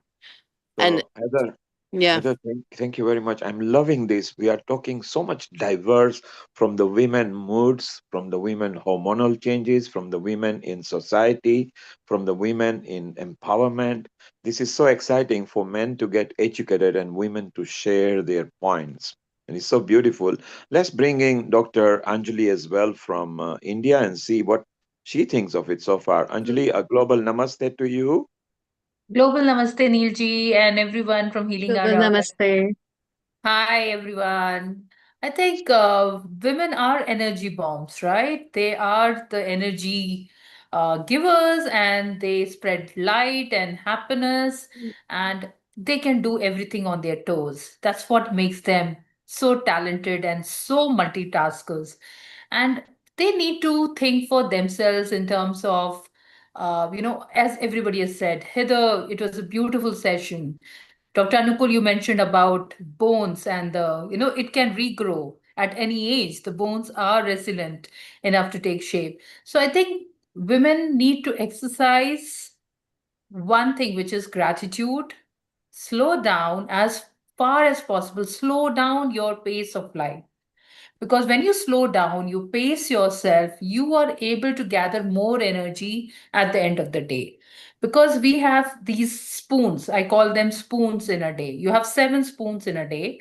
One spoon is for your feeding, like when you eat food. So you need to eat very, very harmoniously, thinking about every nibble of food you're eating, kind of preserving the energy for the next task, which is your working. You're working throughout the day. So that's your energy of spoon. Next energy is how you educate your mind. Like you need to pamper your mind also with all good people around you. You need energy food for your brain, just like you need food for your tummy. You need food for your brain, which is has to be healthy. Healthy talks. These kind of people, like I have such lovely people around me now, right? So we meet up every Sunday. This is what energy exchanges for your brain. Then you need the next spoon, which is sleep. Sleep is the best tonic for your skin, the best, rejuvenator. So if we try to sleep before 11 p.m., which is why we get the growth factors, the bones redevelop, our skin collagen boost enough. So all this is so important. Sleep is a simple thing, but we try to ignore it because constant scrolling on social media now has increased. And we tend to have weaker bones, shoulder joint pains, back pains, all because we are just missing the basic spoon in our life, which is sleep. And the next is comforting ourselves. You need to grace yourself. You need to pamper yourself, as Sarah said, skin, your health. You smile for yourself. You talk around with friends, and women should meet up as friends together. Meet up for a coffee, meet up for a dessert. Doesn't matter what work is waiting at home, but you need to pamper that energy time where you're talking with your friends, which is very important, because you try to talk out, oh, I have pain in my tummy, I have a menstrual pain, I have a pelvic pain, I have, bleeding all throughout these months. These are things when you exchange, you're not keeping your thoughts inside your body. And that is what causes emotional trauma. And then the pain precipitates after that. So these are so important. And the next spoon is don't keep jumping from one task to the other. You need to pace your life in a way where you have some kind of gratitude towards your own body. We don't tend to give gratitude to our own cells of the body, our own organs of the body. And that is why we are always on that edge. We are that hare and tortoise story is there. Let's keep running after something or the other. And that's when our body just shuts down and our energy engines are off. And that's when we like, oh God, I have this muscle pain, I have this joint pain, I have this period pains. So as Sarah, Heather, everybody has mentioned, we need to flow with the oxytocin. We need our body is made of fascia. It's made of beautiful collagen tissue, which is supporting all your connected tissues. Your liver is supported, your kidney is supported, your spine is supported. So all of them, they gather together to make you function as a human being. So let's have some grace and gratitude for our body also. And a small prayer in the end of the day also helps us rejuvenate every cell of the body, which we have forgotten off the tap. We'll be on the scroll social media, scrolling. We'll see hundred of things on the internet. Okay, this joint is not working. Let me see what exercises to do. But we don't have time to really sit back and do the basics: eating, smiling, sleeping, and preserving the energy which we have for the next day. That's so important, I think. And it's a wonderful session by all of you. So much we learned with each one of you. And Dr. Anukul, I really want to, listen more about the bone regeneration and how bones can be resilient enough to jump back into action. I think that's so important. We can do that if we can. As a woman, it's so important because we see so many osteoporosis setting in at early 40s. Between 35 to 40, I'm seeing a lot of women having early joint pain, frozen shoulders. But I think if we start, matching up not with the pace of life, but our own pace, own individual pace, I think we'll really do a better job with our bodies. What Thank say you, Anjali. everyone? Thank Yeah, you, thank Anjali. So you. you mentioned mind, body, and soul, and then you wanted men's perspective, and our orthopedic surgeon over here, who is here, Anukul Goswami. Anukul, your men's perspective, and from a surgeon point of view, how can we learn more about women so we can know how to deal with women in a better way? Over to you, Anukul. That is lovely. Let me put it like to rather in a more summarized way. I think Sarah Mills had got everything together. It was the whole program and the set of discussions were made in such a way that Heather came in first, and Julia came in second, and Sarah sort of got everything together. And then we had Beatrice to put in all the thoughts together in one sorts of mental thinking process. It's very, very fascinating. Working in the hospital, many of the patients come with a very disease mental attitude, and I think it takes me quite a bit of effort to get them out of that diseased attitude. And we, as doctors, very often try to reinforce that view, which is a very negative thing to do. I said, all right, fine enough, you've got this or this issue, that issue, but don't go out of this room thinking that you're a diseased and ill person. And that takes a lot of effort. And once they get out of that particular cycle, then the works, then they start looking at themselves as something little different from a diseased person. And that's a little bit of a hard work. And I wished Sarah Mills was somebody around our place to be able to get some of the community people to get together and work in a way that really would bounce the whole community back to life. And otherwise they all say, oh, I've got this appointment and that hospital appointment, I've got to go for this, that, and whole lot. I said, no, get out of this issues of this illness and that illness. Try to just lead a happy life. Go out, have a look at the beautiful gardens, the beautiful trees, have a good breath of fresh air, and you'll feel happy by itself, and live out of this toxic life of disease and illnesses. Sarah, it was fantastic getting all the people together and their thoughts. Wow. Yeah, thank you so much. Yeah, amazing. Yeah, I'm very inspired by everything you're saying. So, yeah, it's hard to put it into words, isn't it? I just know that it has to be the way. It's Just one small thing about the oxytocin and uterus. Very commonly, we have the pelvic floor exercise we give for back pain and the kind of stuff. Let me put it like this: for men also, the uterus is replaced by prostate, and you with the same set of problems with enlarged prostate. And we also and advise them on pelvic floor exercises and how to control your prostate. What do you call the various kind of methods of trying to control your prostate dysfunction. So mind you that it's almost the same. It is just how you sort of understand the whole system. But men also go through the same process, but they don't tell it. So I have the same issues with back pain when it comes to prostate-related issues, pelvic floor issues, big tummies, not able to control their body weight, drinking a lot, just lying around and doing nothing. So these are some of the issues which are society-related, but really worth seeing, but very important to correlate it with the women's health as well. Thank you for bringing that up. That was one area I neglected to mention. It was on my agenda, but I didn't hit it today. Is how the bounce jumping as a practice can support pelvic health as well for men as well as women, but both, because it's a natural antidote to prolapse, to uterine prolapse. Forget the Kegels. Kegels aren't going to help. Jumping will help to restore the integrity of the pelvic floor. Because of the relationship it's also inviting between the respiratory diaphragm and the pelvic diaphragm. So there's a lot happening there. I could give a talk on just the advantages of supporting pelvic health through the bounce and through the jump. And it's relevant for men as well. So I'm really glad you brought that up. Yes, another small thing about Sarah's topic and your topic as well, Heather, was the fact that lots of the things that you've discussed are a part of the way towards spiritual progress as well. I will not go into the bit more complicated issues related to how you structure your life and how you come with connection with people, how you get connected with various people in your family, etc. But mind you, nothing happens in this universe by itself. There's a cause and there's a relationship behind it. In other words, we are being constantly being reminded they're going to keep on working towards improving our own selves and our spiritual selves. And all these actions that you've said are part and parcel of the spiritual growth. And to be happy, I think we're going to create that attitude that Sarah has told. That includes me, by the way. So nothing new about it.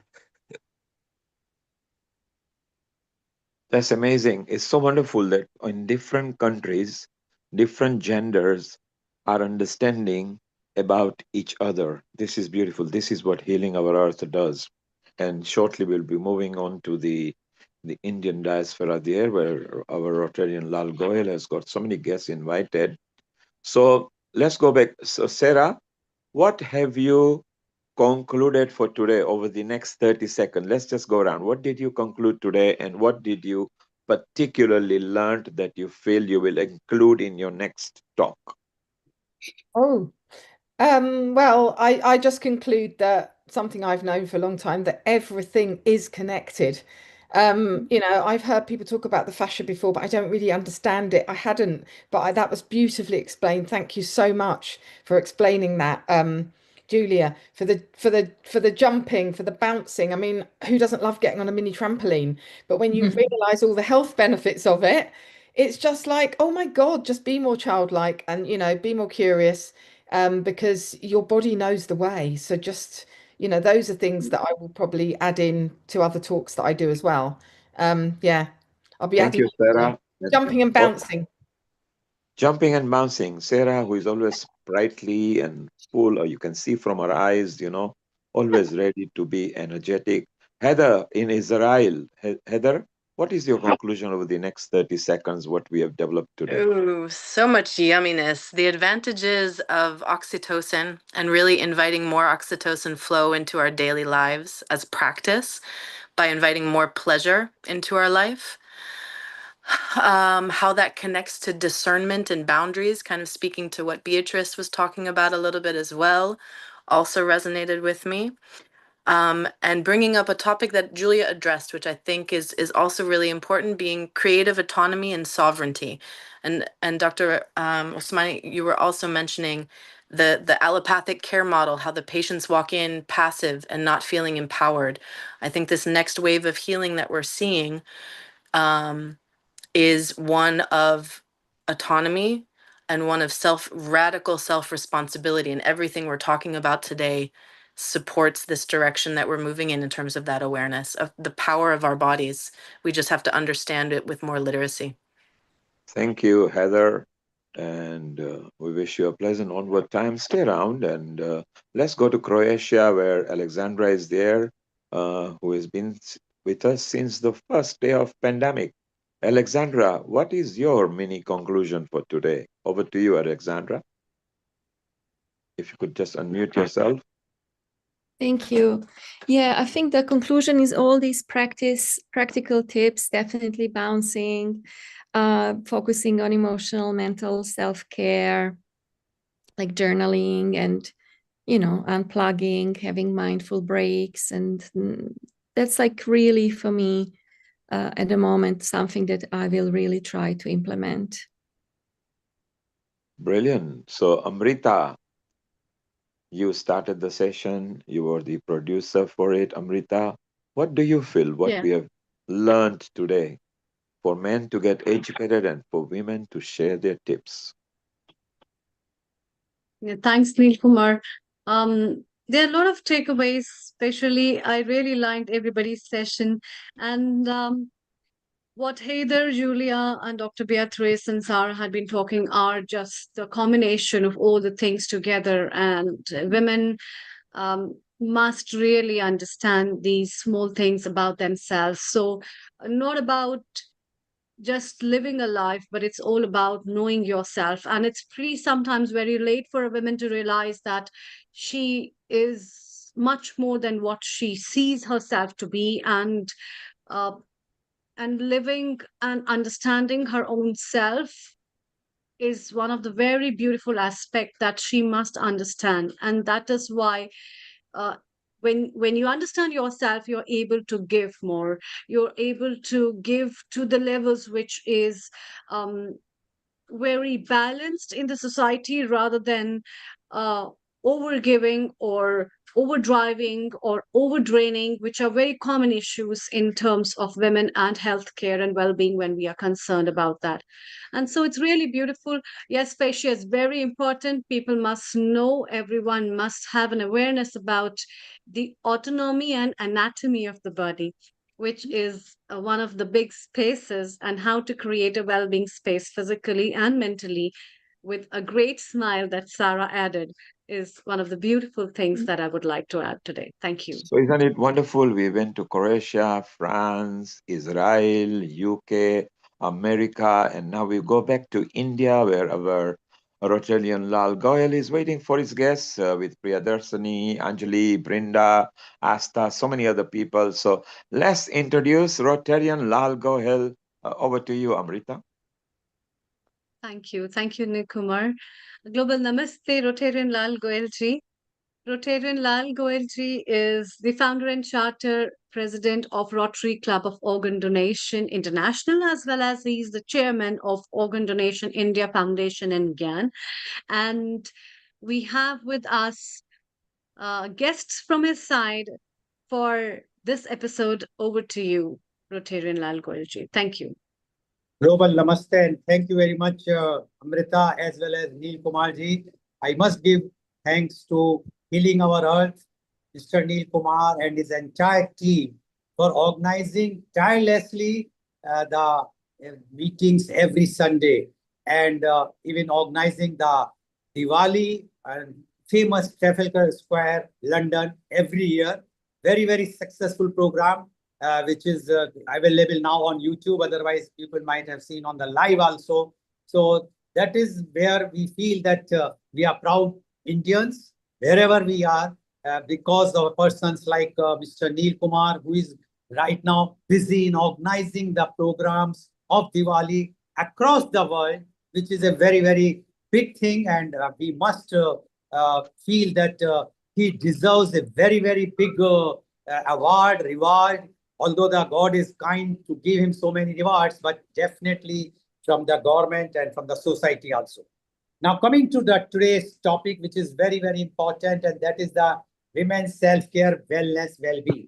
When we talk about women's self-care, women's well-being, we have to understand few things which are very, very important as far as the women's are concerned, because women's self-care encompasses physical, mental, and emotional health practices essential for overall wellness. Prioritizing regular health screening, balancing nutrition, exercise, and stress management creates a foundation for well-being.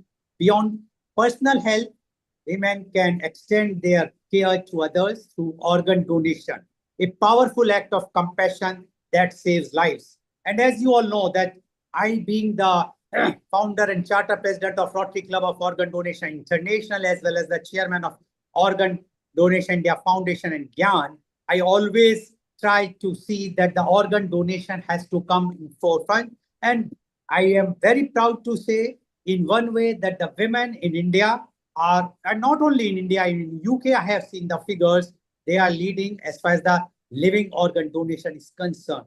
But this is not a good thing, because the men also have to take the same responsibility and share and donate the organs as the women are giving.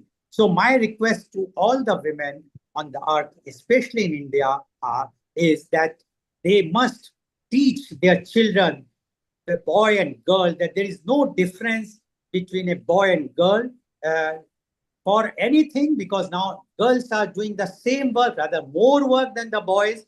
So when it comes to the organ donation, they must also share the responsibility which the girls or the women are taking in India, especially because before 2023, the figure is very alarming. It was almost 80% living organ donors were women, and only 19% were the recipient. But after that, the figures have started increasing. The awareness has been there, but still we require more and more awareness, and this can be created by the women because they are the first teachers of the new generation, the children, and they must teach all their children that there is no difference between a girl and boy. And when the matter of organ donation comes, they must share the same responsibility, not like this that the girl or the women has to come forward and to donate their organs. Thank you very much once again. And now I would like to introduce my guests who are present there. I would just like to see whether Dr. Priyadarshini is there. If she is there, please can you just bring her on the screen so then I can introduce her. Yes, now she is there. So I would like to introduce my first guest, Dr. Priyadarshini. Dr. Priyadarshini is a distinguished healthcare entrepreneur, wellness advocate, and international beauty pageant title holder dedicated to women's empowerment and community health. She was crowned Mrs. World Supermodel 2019 at Bangkok, Thailand. She was awarded Miss Goodness Ambassador for philanthropic work. She is also the recipient of India Healthcare Award in 2018 at New Delhi. She was honored with the Young Business Entrepreneur Award. She was awarded the Sadhana Achiever Award. As far as her professional leadership is concerned, she is a medical professional operating Harsha Modern Diagnostic, a comprehensive diagnostic center. She is the director of Modern Medical Center at Mangalore. She is the founder of Soul Beach Wellness and Holistic Wellness Center, promoting natural health solutions. And her entrepreneurship skills are, she is managing 3 full-fledged diagnostic center branches across Mangalore, focused on preventive healthcare and corporate health checks. Her community impact and social work, she is the champion for women's empowerment and women's health. She organized over 500 free health camps and awareness programs across Mangalore. She served as president, First Lady Lions Club, Kaveri, District 317D in 2016-17. And she is deeply committed to making quality healthcare accessible to all. Having all such types of quality, I found her to a very, very humble, always ready to help. So many things she is having, which I cannot tell you everything because then it will take so much time. But she is really there to help the society. And that's why people say the beauty with the brain. I say that the beauty, brain, and the service, humanity, all packaged with Dr. Priyadarshini. The floor is with you, Dr. Priyadarshini. Thank you so much, sir, for the wonderful introduction. It is always a pleasure to be the part of your program since 2020 COVID time till now. And the topic which you have selected, it's like self-care is one of the best, topic which we need to discuss regularly regarding women. So we all are busy women with lot of commitments from the morning till we go to bed.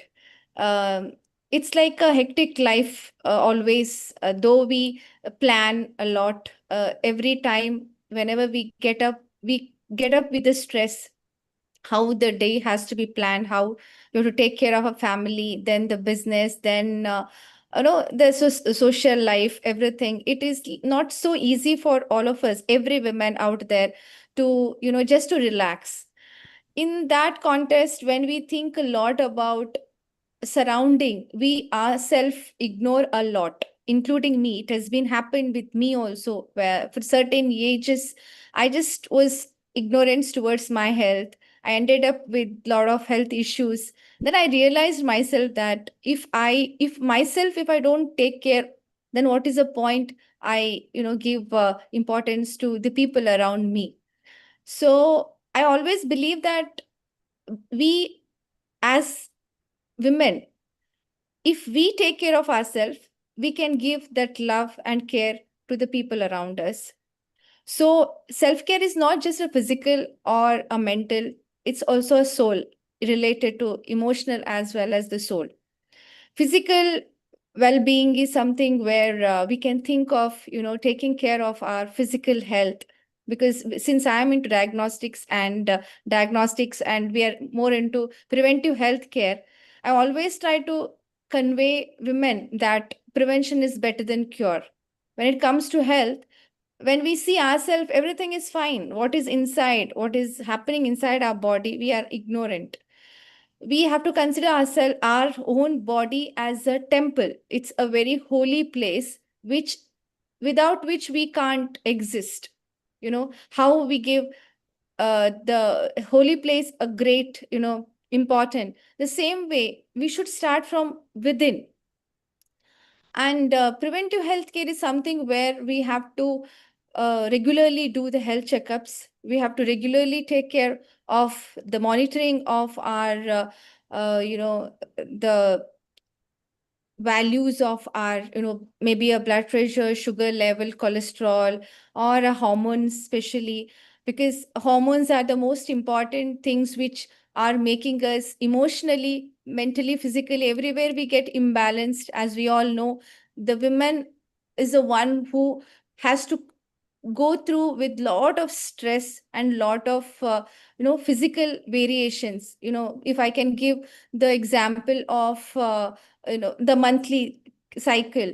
So when where our hormonal imbalance will happen, we have to go through with the menstrual cycle, then the ovulation, then the as a menarche in the beginning, then the menopause. So everything is tracked with the hormones. So always it is important to track the hormonal level, vitamins which are very important, where the deficiency will lead us to go down with the energy. Maybe it's a deficiency of vitamin D or vitamin B12 or other vitamins.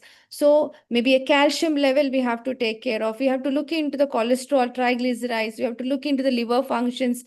Maybe we have to look into our sugar level, BP. So many things are there. So everything looks fine when you look into a person, but inside what is happening, why, a small eruption in the skin can indicate there is something wrong happening. So take care of yourself, take care of your own self, so that you will be confident to present yourself in the society. So that is what I wanted to start with, the topic of well-being. Then, of course, the mental well-being, where we have to be very strong, because we go through with lot of stress. We wanted to please everyone around us more than us. We want to see everything is fine, right? Okay, that then I'm okay. No, that shouldn't be the case. I should see myself as, if I am fine, the whole society or my family can be, comfortable. And then comes is emotional, or which is related to a soul, because we have to keep igniting our soul in such a way that we have to keep the light alive, so that we should not shake ourselves when some challenges come in our life. We should not give up. We should think positive, so that we can make ourselves and the coming generation, a strong individual to face this world. So thank you very much, Dr. Priyadarshini, and especially the way you have mentioned that the emotions and the well-being, because every woman think that she has to consider for her husband, for the children, or for the parents, or the in-laws, and her priority goes at the last. But that should not be the case, and that is why it is very, very important for all the women. You rightly said that they must consider for their own well-being, because if you are perfectly all right, then the entire household, the whole family will be perfectly all right, because you are the caretaker. Although now the women are working also, but still the feeling among them is always that they must take care of their family and they give the priority. Thank you very much, Dr. Priyadarshini, for giving such a wonderful talk. Please be there. We will ask questions afterwards to you. yes. Now I would like to move to my next panelist guest, and she is none other than Dr. Brinda Shine. Dr. Brinda Shine is the academic dean at IMS Skillversity, Kochi. Dr. Brinda Shine is a dynamic academic leader with over 28 years of excellence in education across India, the UAE, and China. She possesses proven expertise in institutional leadership, curriculum design, and child rights advocacy, and remains deeply committed to fostering innovation and inclusivity in education. Her key expertise is academic strategy, quality assurance, curriculum innovation, student welfare, educational policy, global academic leadership. She receives numerous awards and recognitions. Few of them are URF Asian Record Holder. She is named as her name is in the Asia Book of Records, Bharat Sevak Samaj Award 2024, Icon of India Award, ISRHE, GMRAF Women Educationalist Award, Teacher Excellence Award, Best Teacher Guide Award, and her publications are Protection of Child Rights, Prevention of Girl Child from Abuse, UGC approved journal, The Silent Threat, Digital Child Abuse and Support Mechanism in India, again a UGC approved journal, SOS, Science of Saving, Mind Mapping, Infinite Possibilities, Rivalry Against Chivalry, Comparative Study on Tuition Centers, Give Women the Hammer to Break the Glass Ceiling, Unfocused to Improve Focus, Farming, the First Appointed Job of Mankind, You Are Worth More Than Your Waistline, Breaking the Vicious Cycle, Dream or Reality, Women belong in the kitchen and so do men, for food has no gender. And her vision is to lead institutions toward excellence through purpose-driven, compassionate, and transformative education. Welcome, Dr. Brinda Shine, on our this very, very important show of Healing Our Earth, which has been televised all across the world by different means of mode, whether it's a Facebook or YouTube or Instagram, etc., etc. And Dr. Bindra Shine, I can only say one thing, that you are also my regular guest speaker when you have not even received your doctorate. But first of all, I must congratulate you that now you are a Dr. Brinda Shine. But I have seen the consistency in you, the way you are going upwards in the educational, not only in the educational field, but in other fields also, and for the service of human mankind. And the breaking the ceiling is with the hammer. Sometimes I feel, initially I used to feel that why this phrase you are using and you have written on that. But now I feel that yes, you are right.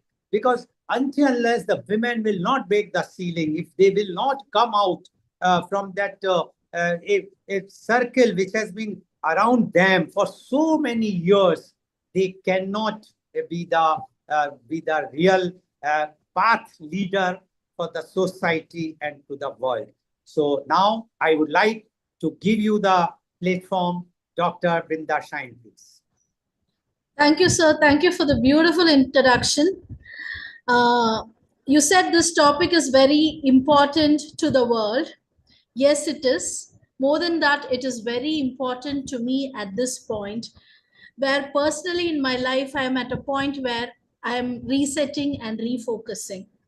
Because when you read my profile, all that I've been going through a lot, be it, in education, publications, PhD, there's one thing that I lost down the journey, that was myself. So, having accomplished one side of many things, I failed to take care. So, I'm very open to admit that there was places where I had to take care of myself, being it physical or mental, which I lost in terms of busyness, in terms of achieving things. And I came to when reality struck me that no, this is not what it is, where we generally as women in India, basically we are into attachment.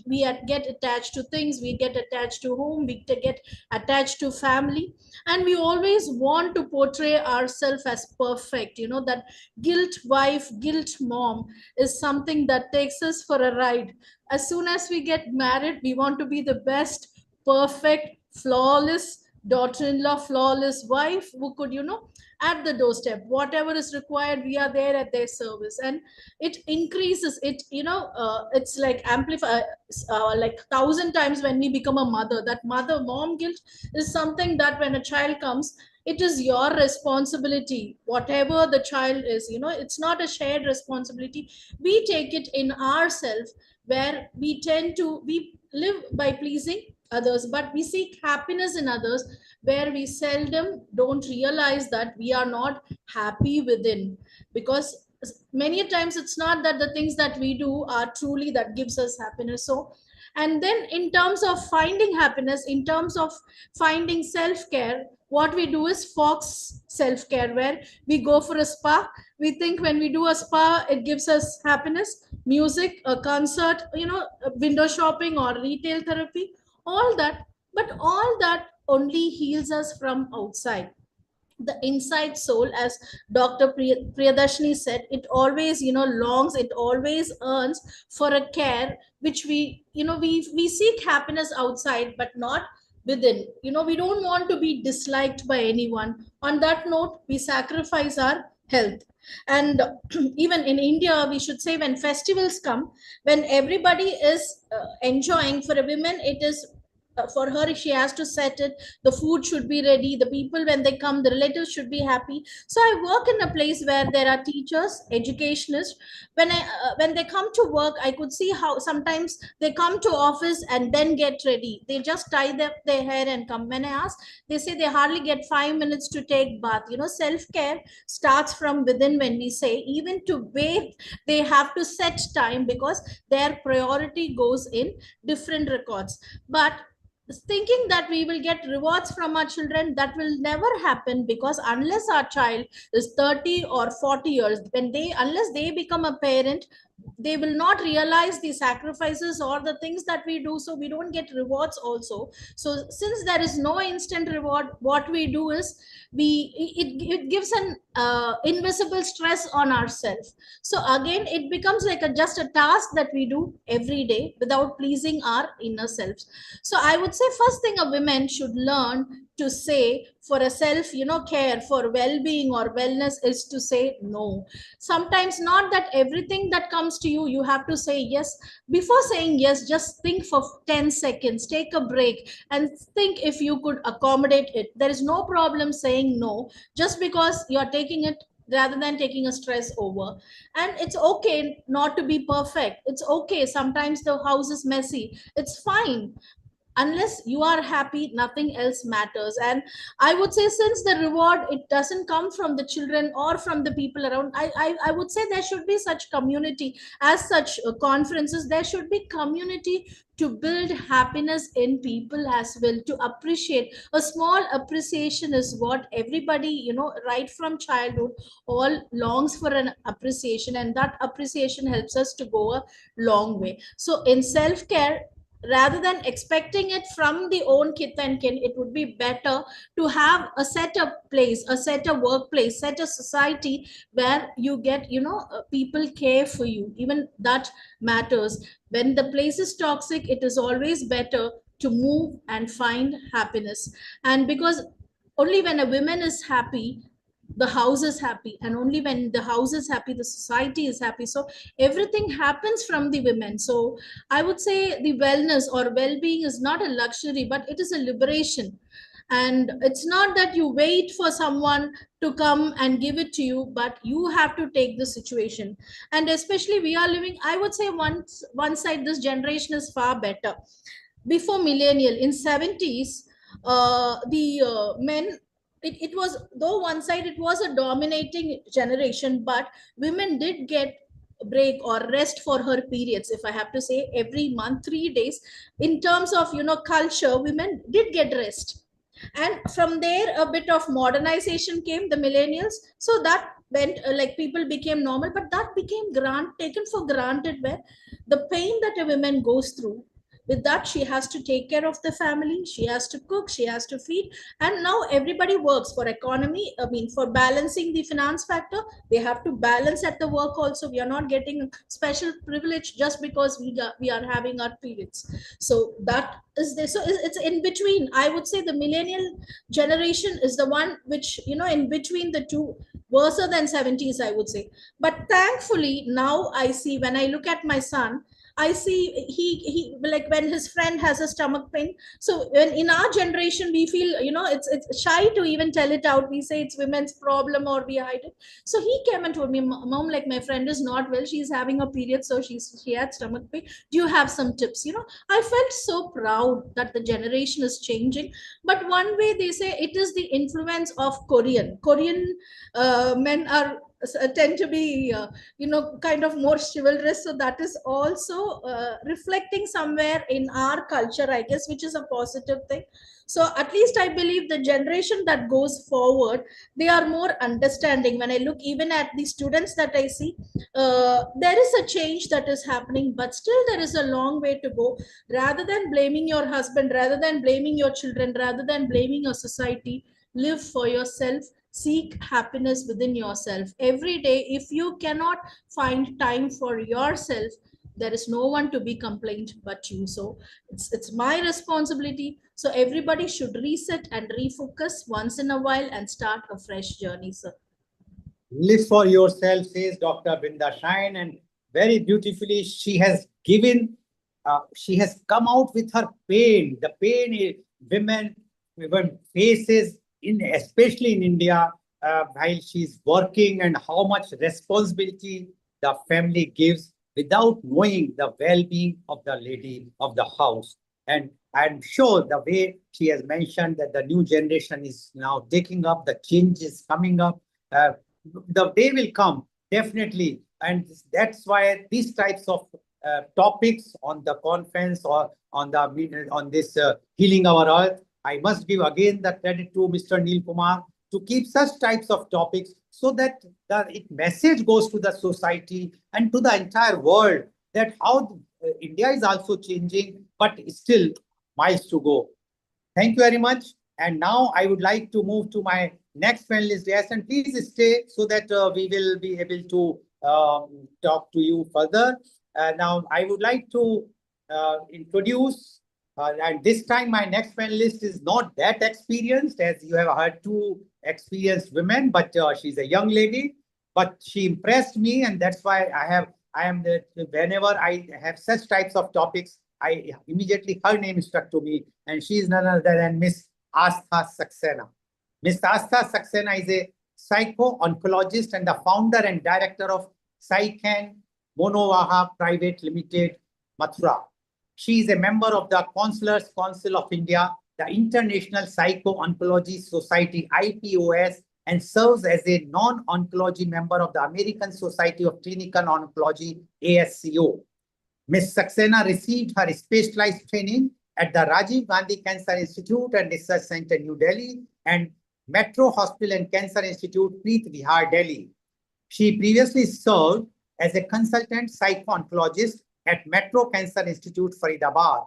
In recognition of her outstanding contribution to the field, Ms. Saxena was honored with the Young Achievers Award by Business World's 30 Under 30. Welcome, Ms. Astha Saxena.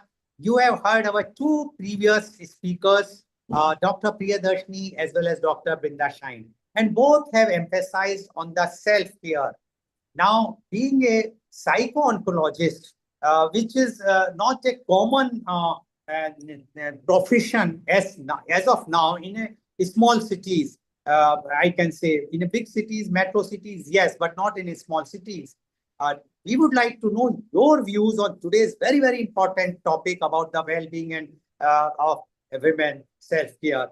Dr. Astha, Miss Astha Saxena. Global namaste to everyone. I'll share my presentation. Yes. It's such a pleasure to be here today with you. And I feel honored to join you in this meaningful conversation with Healing Our Earth and Rotary Club of Organ Donation International. Whether you are a man, a woman, a friend, or an ally, you are a crucial part of this conversation about health and self-care. Taking care of ourselves and each other isn't just personal, it's an act of compassion and community. Today, under the theme Women's Self Care, Wellness, and Wellbeing, we will focus on breast cancer awareness, why it matters, what actions we can take, and how emotional well being is an integral part of this journey. Since October is a breast cancer awareness month, and it feels a perfect opportunity to start this conversation. Uh, let's start with why this conversation matters. In India, breast cancer is the most common cancer, making up about 27 of the female cancers. Recent research shows that 5-year survival rate after diagnosis in India is around 66.4%. But, and this is the key, when the disease is found early, the 5-year survival rate jumps to about 81%. That difference isn't just medical jargon, it's time, care, and awareness. It means that self care, early checks, and emotional readiness can change lives. And yes, even if you're a man here, you can support your voice, your awareness matter because no one exists in isolation.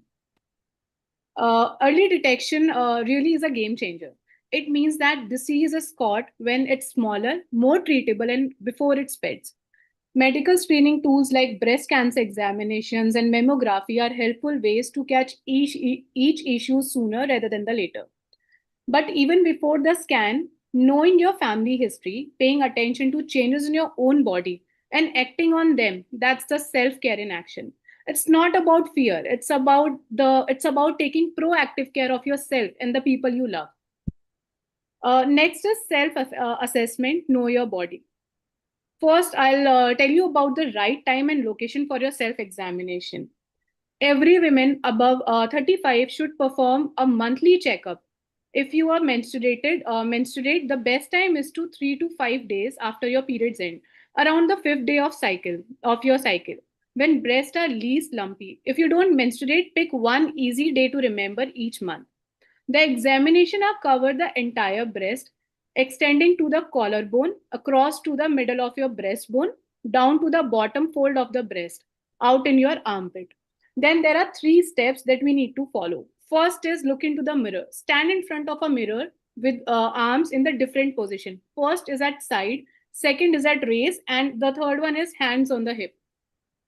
Look for changes in size, shape, color, or even skin texture, dimpling, piquing, redness. Check for an inverted nipple or if there's any unusual discharge.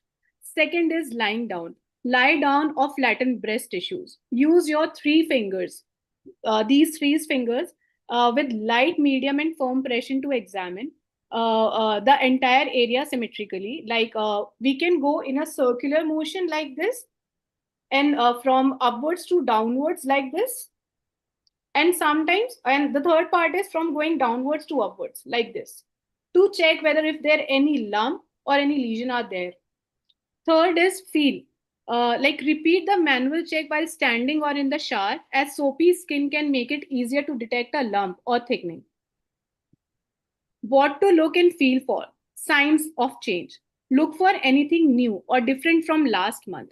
This includes a new lump or thickening in the breast or armpit. Other changes to note: swelling, persistent pain, skin changes, or any unusual nipple discharge. Your goal is to know your normal so you can spot what is not normal.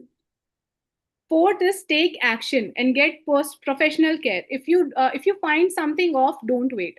Over 2 lakhs cases are diagnosed and more than 80,000 deaths are reported yearly in India. So that means early detection saves lives. Consult a doctor immediately if you notice any persistent change. Self-awareness is not a substitute. Self-awareness and self-examination is not a substitute for professional screening. It is a vital complement to the professional clinical breast examination and a mammography. I know our focus today is on women's self-care, but I wanted to take a minute to share my thoughts about male breast cancer as well. Men can get breast cancer too. About 1% of cases worldwide. It's often diagnosed late because awareness is low and men may feel shame or denial.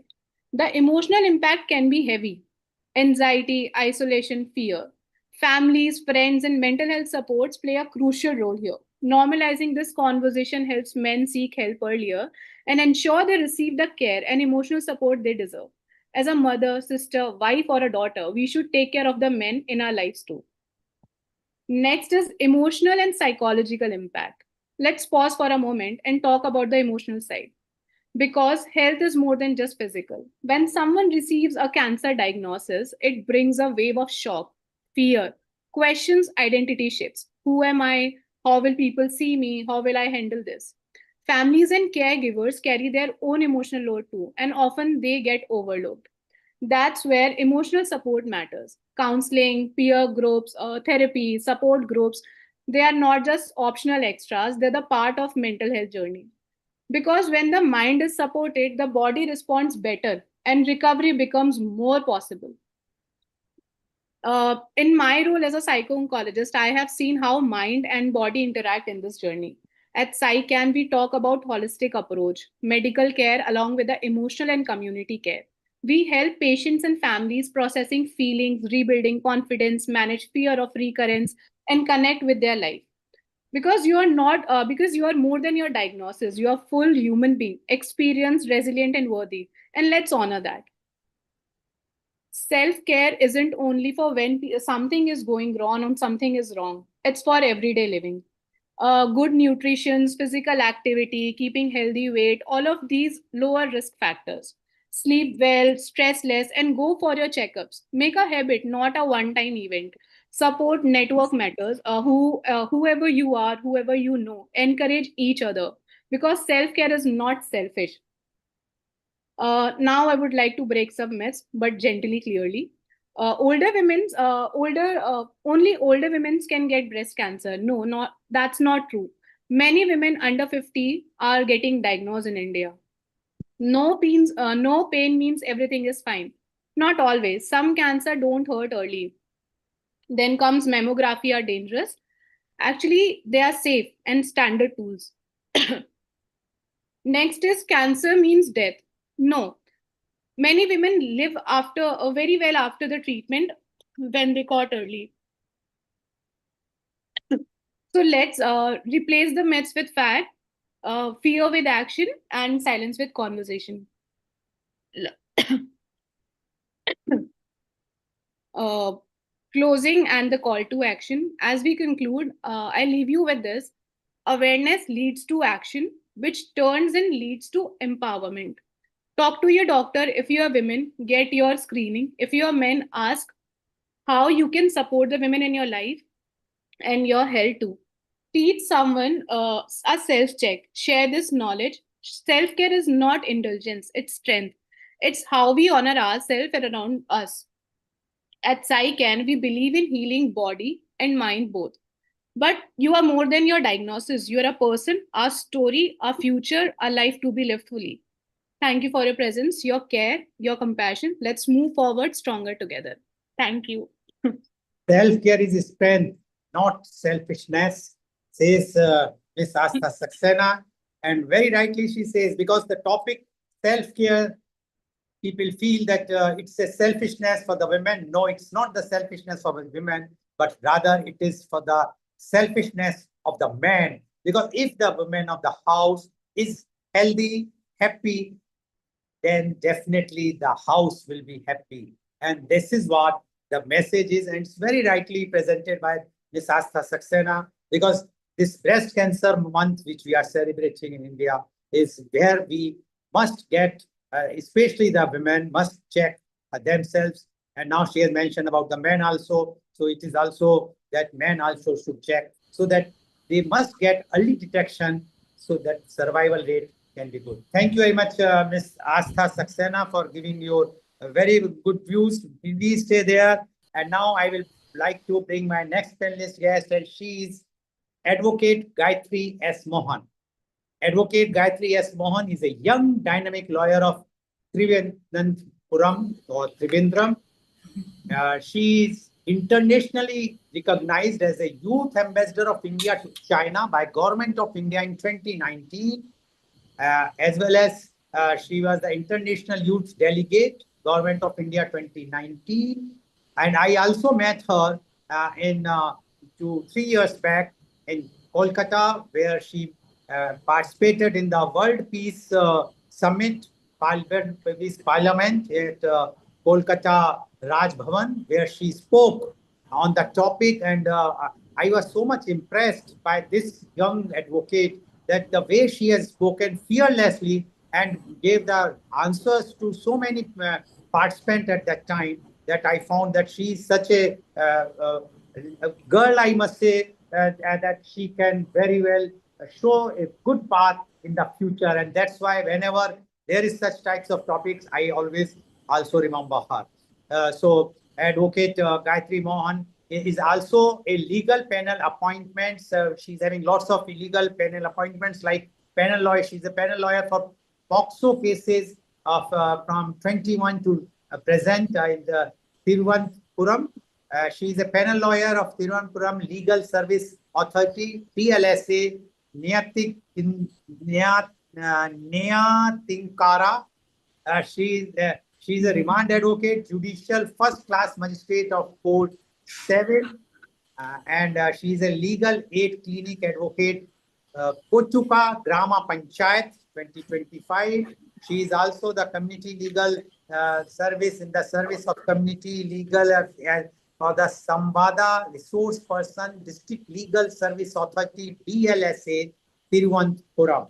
Welcome, Advocate Gayatri S. Mohan. As mentioned to you, I met you at Calcutta Raj Bhavan, and where I found a fearless girl speaking in front of even the His Excellency, the Governor of West Bengal, Dr. C.V. Anand Bose, and all the delegates, international delegates were present. And the way you have approached, the way you have given the answers, it shows the caliber, and it really shows that Indian women of the new generations are far ahead of the Indian men of, I will not say the new generation, at least of my generation. So welcome, Advocate Gayatri Mohan. Floor is yours.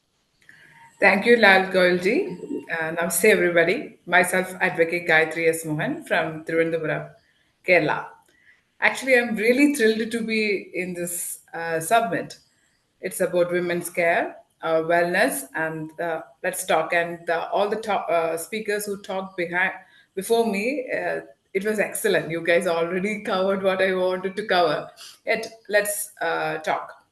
Okay, when it comes to self care, women are conditioned from childhood onwards to think about others, put others first, prioritize others' needs first. Actually, it need to be changed. I myself actually learned the word self-love very late in my life. Okay, so the thing of self-love should be cultivated from very young age onwards. And the gender dynamics when it comes to that one, actually boys as well as girls, from childhood onwards we are conditioned to be think like a certain way. That is called gender stereotypes. Boy, if you are a boy, you have to be always be very strong, you should not show your emotions, you should not cry. Likewise, boys are conditioned. And when it comes to women, we are conditioned to be not to show any anger, be kind, be soft spoken, prioritizing others. These are gender stereotypes which are putting pressure to both the genders, both men and women, from childhood onwards. So our when we grow up, we forget ourselves and we are putting ourselves back, and it is creating a lot of mental health issue, physical issues, emotional issues to the women as well as men also actually. So when we talk about women's health, we have to think we have to think the gender stereotype, and we should break that one. And let's get into the point: wellness, dimensions of wellness as well as dimensions of self-care or women's care. Actually, when it comes to wellness, there are different dimensions. We are a complex of not just body. We have multi dimensions. Like we are the interconnection of body, mind, emotions, spiritual, social, then financial, environment. All these factors affects us. So we need to have a balance of everything. When it comes to body, of course, as we need to have a very balanced diet, we have to do our regular exercise. But as doctors and the speakers already pointed out, we should we are already doing a lot of work. So in household works, then when it comes to career also, we are doing a lot of work, we are multitasking. So we are putting our health actually behind. We are working, but when it comes to our health, just yes, it is impacting us. So we have to shift. We have to give ourselves permission to do take proper exercise, as well as we have to delegate our authority. We should teach our life partners or our parents to share the responsibilities. It is a tendency, even I also had that centralization of authority. I take all the authority, I do all the work, doing the work of 10 people together. It is of course is we can do, but it puts a lot of pressure on us. So we have to know how to delegate our authority, delegate the work. So it will be easy for us and we can take care of our body. So yes, exercising when yes, that is important. Then balanced diet is important. Then sleep, rest or recreation. Even in my mental diary, the rest was not there. I was always working and working and working, but it should be there so that our body will get back from its recovery, from its injury. We get more energized. So rest should be there in our life, on our daily life. So physical exercises, proper exercise, proper exercise, balanced diet, rest. Then of course is delegation of authority. Even we should learn how to delegate the work in our inside our house, as well as when it comes to outside. When we work outside, we should know how to delegate the authority. Yes, and the most important as well as a powerful word actually women least say is no. We should say we should know actually when to create the boundary, when should we must say no. We are conditioned to say yes to all the time, to our family as well as to other people. From childhood onwards, we are conditioned to be people pleasers.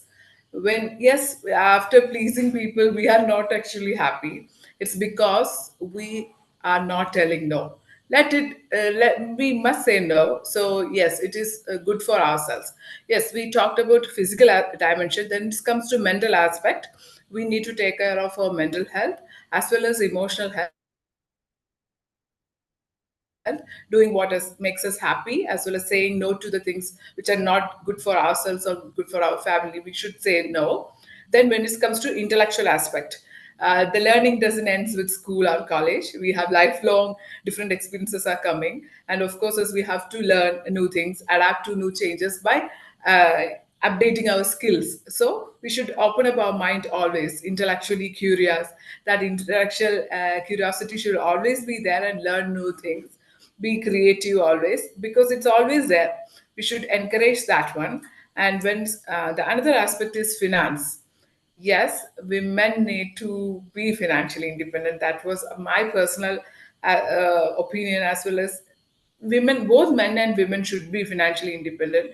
We should find sources, different sources from where we can generate income, we can save, we can invest, as well as expend. We can buy new things which makes us happy, as well as financial part of course is we need to take care of that one. That is one dimension. Then it comes to family relationship, also social. We need to have a support system, our close circle as well as outside circle should be more supportive to us. Okay, learn to say no to the toxic relationship, but of course as we need to find supportive system too, because after all we are human beings. Human beings are social animals. We need to take care of that one also, maintaining good friends for lifelong, finding new friends. These are really good for us. Then when it comes to another part is existential part, that is also our dimension. Mostly that, or spiritual or existential, we should have a purpose in our life. What is the purpose which drives us, which makes us awake? Does it maybe for a person it may be traveling across the world, maybe for like Lal Goyal ji it is organ donation, for doctor it's psycho oncology. It's like different purpose. We should have a purpose in our life which makes us wake up every day and take a charge, and we will be more resilient. Like I said, we should have a purpose in our life. likewise, we should have a purpose in our life. That is the existential part of our life. Then the, of course, is career, which comes. We should have a career which generates income as well as makes us motivated all the time and helps us to grow and develop in our life. Of course, so when we see ourselves or other person, we should think that person as a connection of everything: mind, body, emotions, spirit, social aspect, family aspect, financial aspect. Everything we can join together, we become the complete human being. And what we need is a balance. And of course, as sometimes we go little out of balance, that time we can have these kinds of seminars or can have help from specialists like psychologists and come back to us, because nobody is perfect. We human beings prone to make mistake. It's okay, but learning, we're having awareness about everything is, of course, is we need to have it. As a woman, of course, let's remember the word, learn to say no when you have to say no, and be proud about yourself, and have the dictionary in the in our mind mental dictionary, have the word self-love, self-care, self-respect. And of course, as rest is also very important for our life. Recreation is very important to our life. Learn. So learn, love, laugh a lot. Yeah, keep smiling. All the very best. And I'm very happy to be here. It's a really enriching topic. All the speakers who spoke before me, you guys give me a lot of empowering words. What you said is practical aspects, and I really loved it. It touched every corners of our lives too. Even though we are from different parts of our country or different parts of the world, all the words you guys said are really practical things, reality. I'm really thankful to all of you, and I'm really deeply thankful to Lal Goyalji for remembering me as well as giving this opportunity. This is me, Advocate Gayatri S. Mohan, International Youth Delegate of Government of India, signing off. Thank you so much. Have a great day. Happy Thank and you very peaceful. much, Advocate Gayatri. And who says that Indian women require reservation? They don't require. They are excellent in all their fields, whatsoever they are doing. And now my last panelist guest, if she can identify Miss G.S. Sherlyn Mercy. Are you there, Miss Mercy? Please identify. Yes, you are there, but you have not put your name properly. I have put in the this when I send you the link. Your name is not there. You are what you have mentioned. Just unmute yourself, identify. Then only they will. Oh no, you will be not be able to unmute your. Yes, please then say something so that then your name will be put. Hello, Please. sir. Are you audible, sir? My voice is Yeah, audible? you are definitely audible. Your name Yeah. is G.S. Sherlyn Mercy. So, Miss Mercy, welcome to this particular show, which is organized by Healing Our Earth. You have heard all the panelist guests earlier. They have given very, very strong views about the well-being and the self-care. So, you being the youngest among all of them, and Yes, uh, sir. last time when you appeared on this show, you want to present a dance program, but unfortunately it could not be because you could not have the synchronization with the Zoom. Yes, So sir. today I am giving you the chance because I know Yeah. you have talent. When I met you in Chennai last visit, when I went there last month, I found that you can be developed in a very, very big way so that tomorrow you can be also a leader in your own field. So Miss G.S. Sherlyn Mercy is a multifaceted artist and athlete based in Kanchipuram, Tamil Nadu. She brings together artistic excellence and athletic powers in her impressive profile. A professionally trained classical dancer, Miss Mercy has mastered multiple dance forms and is well versed in the nuances of traditional and contemporary dance styles. She is a state level carom player representing Tamil Nadu. She is a state level competitive swimmer. She is fluent in English, Tamil, and Malayalam, and she communicates effectively across linguistic and cultural boundaries. So, welcome, Ms. G.S. Sherlyn Mercy, on our this particular show organized by Healing Our Earth. Miss G.S. Sherlyn Mercy, floor is yours. Please. Yeah, sure. So thank you so much, Uncle. First of all, introducing myself around the world. I am Gia Sherlyn Merzi from Kanchipuram. I'm a classical dancer, as well as I just have a lot more works to do among a carom as well as in a swimming. So I'm much very much glad to have a part of this because I'm a youngest among that. So I'm very happy to be sharing some information what I feel about that. So this topic shows about the women well-being and self-care. See, self-care is not about the self-care is not about the luxurious thing. It is the necessity of each and every woman have to take care of their own body as well as physically and mentally, because women as a multitasking personality in a family. Without a woman the day cannot spend off in a family. Um, Women as well as in a working, they were a part of this family, take care of his children and everything. So nowadays we have to take care ourselves. We have a routine cycle around every day. We have to go for a work, family, everything. In that part of way we have to spend some time for ourselves, because self love is very very important nowadays. Nobody is there for us. At last we have to stand off us only. So in that way we have to go for a body as well as mental health, everything. What I have to tell about nowadays, every woman is facing a stress issues. Due to the stress we were facing thyroid as well as PCOD, weight gain, everything. So do whatever we love, so should not oppress by someone. It is a but nowadays there is a modern society. Everybody is working, everybody is earning their own way, take care of his children. In the part of way we have to spend some time for us. Do whatever you want to love for a day. Should not take care of a body by yearly once or 6 months once or 3 months once. It's not a much issue. Whenever you feel low, whenever you feel stressful, whenever you feel we have to go for a trip, we can we can move on. We should not take a part of this, because if you're strong only, you just take care of your family, you can just take care of your children. Even a family should not affect your personal fashion, your education, your work. Family is a part only. Otherwise, you have to take care the remaining part of things in around the world.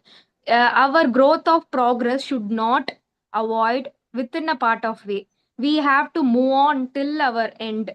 Whenever we have a part of restrictions, should not that. Family is just a part. Many women were thinking that family is my whole part.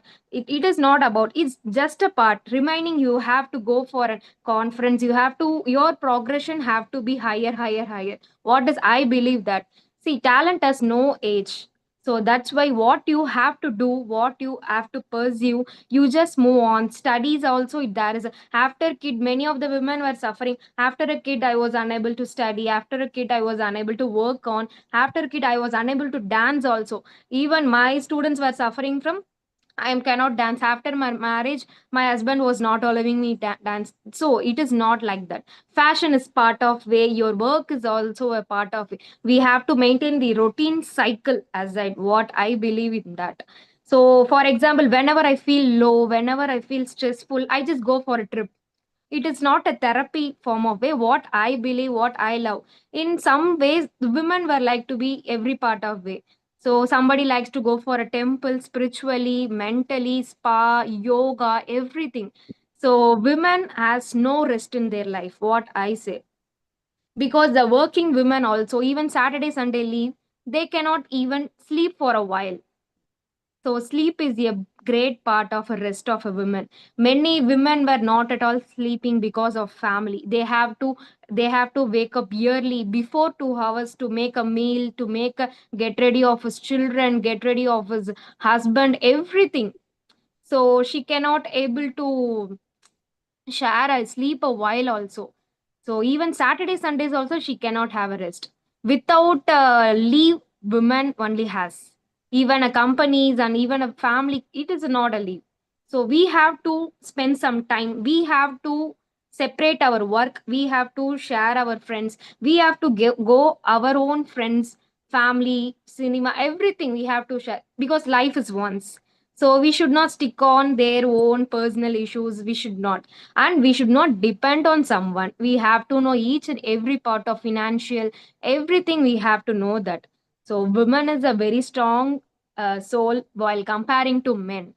In nowadays, women are the most is equivalent. It's not equivalent to men. It's more than a men.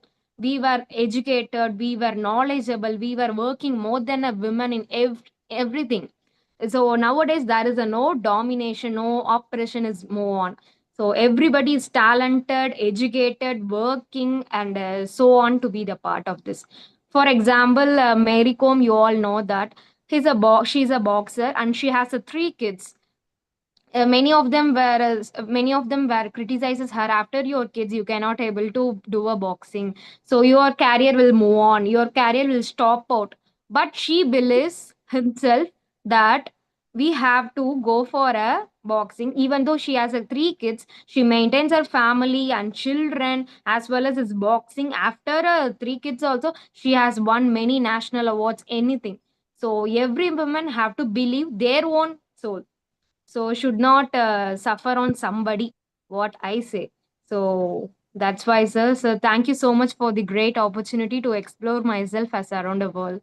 So Thank you it's what I thank you very much. Um, Giving your views again, very strong views. I don't know, today's topic was for self-care, but it looks like that we have turned over the topics towards the women empowered women, just giving their very strong views about the society. But it is very much required, because if the women are empowered, if they understood that, if they care for themselves, then definitely the change in the society will come. And we have to change the mindset of those orthodox male who are even still think that women can't do these things. No, it's not like this. You all can do. Today you have shown that how beautifully you have presented your views, right from Dr. Priyadarshini, Dr. Binda Shain, Ms. Astha Saxena, Advocate Gayatri, and you, Sharlin.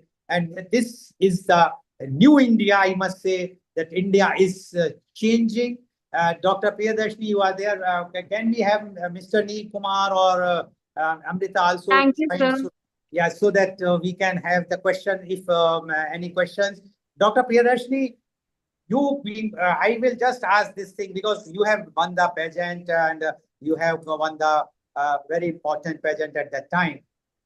That celebrity thing has not gone to your brain or the mind, and at that time you felt that I am on the cloud nine. Why should I care for my family? I must give more importance to my own career, or I must go modeling, or do join some Bollywood or Tollywood or any other film industry that time, or you were thinking at that time also to serve the humans at that time? When I won the pageant, after winning, it was for me more the responsibilities as a parent, as a mother, and being a professional doctor. I realized my dream of becoming a pageant winner, which I had long back of having it, and I tried my best. To be frank, here one thing I wanted to mention was in the year 2018, I was 2016 I was diagnosed for thyroid. My thyroid was very high, hypothyroidism. I was shocked because hereditary no one had, and I was just thinking why it has happened, maybe due to the stress level. And I gained my weight almost 85 plus kgs. And I was just thinking why it is happening. Some health issues are really, giving me a lot of trouble. At that point, I understood there is something wrong where I have to take a stand for myself. And I started reducing my weight. I started going for a exercise, proper exercise, balanced diet, proper sleep. And that made me to reduce my weight 15 kilos in the span of 6 months with the balanced diet and proper exercise. There I realized somewhere, where I can't just see myself going down. I need to come up and be very healthy so that I can take care of my children and my family. And I won the crown. I tried my best to show myself, to bring my the real one, Dr. Priya. As a Priya, I wanted to bring that real thing, who am I. And that journey was one of the journey where I can say that, which made me realize that I should give the education to the people around me, that we need to give ourselves important. We can't.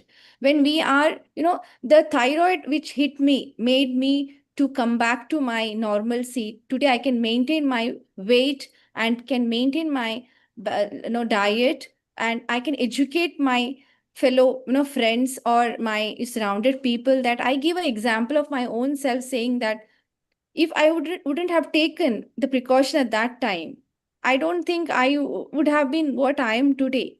I could achieve a lot of things in my life, because that one thing triggered me that no, I need to live a better life. Though I have a lot of stress towards work, family, everything, me time is very important. And I must say, sir, after winning a pageant, I never took it as a glamorous thing. Because we live in a small town where you can't be a celebrity type and kind of thing, where I still respect the crown and the pageant for me, which today also motivates me to do so many things to the society and for myself. We should I always say that when you achieve something, let it not be on your head that okay, I've achieved a lot, no, that this I'm Yes, so this Doctor. thing. Yes, Yes, sir. Dr. Priyadarshini. So Still, I remember when I was yes, sir. introduced to you, you were wearing your crown, winning crown, and it was in Indiana hospital. We were discussing on organ donation. Organ donation, yes, Yes, sir. and you were Sir, there in thank you that. so. That was my first introduction with you. Thank you very much, Yes. Dr. Priyadarshini. Dr. Binda Shine, if you are there, if you can come on the screen. Dr. Binda Shine, you have mentioned about the change in the society. You being an educator and you are educating the young generation, the young girls who are coming and taking the education. Do you really feel that the change is coming and the time is not far when this young generation will really break the ceiling, which you are mentioning several times, which you have mentioned several times, because that is very much required in India, at least, where we want that the girls should come forward, because the quality, as one of the participants mentioned, that the girls or the women are more better than men. Yes, I also feel that you are, because you are the creator. We are not the creator. You give a new life to a human being. So what is your view about the new generation? The new generation, though they are more glued into technology, but in terms of understanding and even the change is definitely happening. As I see, when I look at these students, there is no, I don't see that big gender gap, that the complete responsibility is with the women. No, it is not there. That change is happening, and thanks to the parents, like many women, they are coming forward. It all starts with the parenting. One thing that we all should, the first occupation of a serious work should be a parent. So the change that is happening in a parenting, like they are educated, more of educated now, more working, and they are seeing the struggle that they are going through. So there is some initiative that is happening from the parenting side too, that the change is being reflected. I feel the boys are more empathetic. The coming generation, I see they are more empathetic towards the women than the generation before, which I feel kind of imbalance happened. But when I look at my son, or when I look at the generation that is coming, my relatives or friends children, or be the students, there are around 3,000 students studying in our organization, where more there are boys. And when I look at them, I see that there is an empathetic, not a, sympathy is not what we need. That empathetic factor is slowly growing in the children, and I truly believe that there will be change, and such programs will also throw, small things makes big difference, will throw light and make change. Okay, thank you very much, Dr. Binda Shine. Advocate Gayatri, are you there? Please come on the screen. Dr. Binda Shine mentioned about the parenting. Do you think that the parenting plays an important role for the grooming of a girl child? Advocate Gayatri, if you are there. She's here, but not with the video on. Okay. Okay. We can move on to our next guest, maybe. Charlene, are you there? I think no, she's also not there. So I And no, they're not there. So from my side, yeah, she's there. Yes, Shalin. The same question I'm putting to you. Do you think the parents or your parents or the parenting of the this generation, what you are getting, or the is changing, and the parenting because of this parenting, the young generation like you are giving more importance for the self care, while at our time that type of parenting was not there, so we have not given that much time to the self care. What you say about this, advocate or not advocate, Miss Sherlin? Yeah, yeah, uncle. But nowadays, parenting is was good only for everything. Have to parent was conveying the children each and everything, even a good as well as a bad. So, but they were not self treating them properly. What I believe is, so parenting was good, even though they were in a not in a right pathway. They were teaching everything. So nowadays youth parents are well and good, they were teaching everything as well as in a good touch bad touch, their own education, their own a part of a way. So it's all well only what I believe, uncle. So my own parents believes that. So even a child many of us knows that even should not a child knows even a bad thing, they have to know only the good part of it. It is not that they have to know what is wrong, what is right, what is wrong to be in a part of that. What I believe, uncle. That's it. Okay, thank you very much, advocate. You are there, Gayatri. I can see you, advocate Gayatri. You are there. Yes. Nowadays, the cases of divorce have increased like anything across the world. India, at least in India, I can say now. Earlier, it was not in India. Do you think it is because of the women empowerment, self-care, self-well-being, that the women feel that now we must have the same opportunity what the man is getting, or it is not that thing, because or the other way is that the man feels that the women wants to be more liberated, they want to go for some more things which they were not doing, or they want to go for higher society things which were not available to them because of the limited resources. Do you think that is the reason, or otherwise the first reason which I gave to you? Actually, when I go to the court and I myself handle different types of cases, criminal cases, family cases, cyber cases, then civil laws.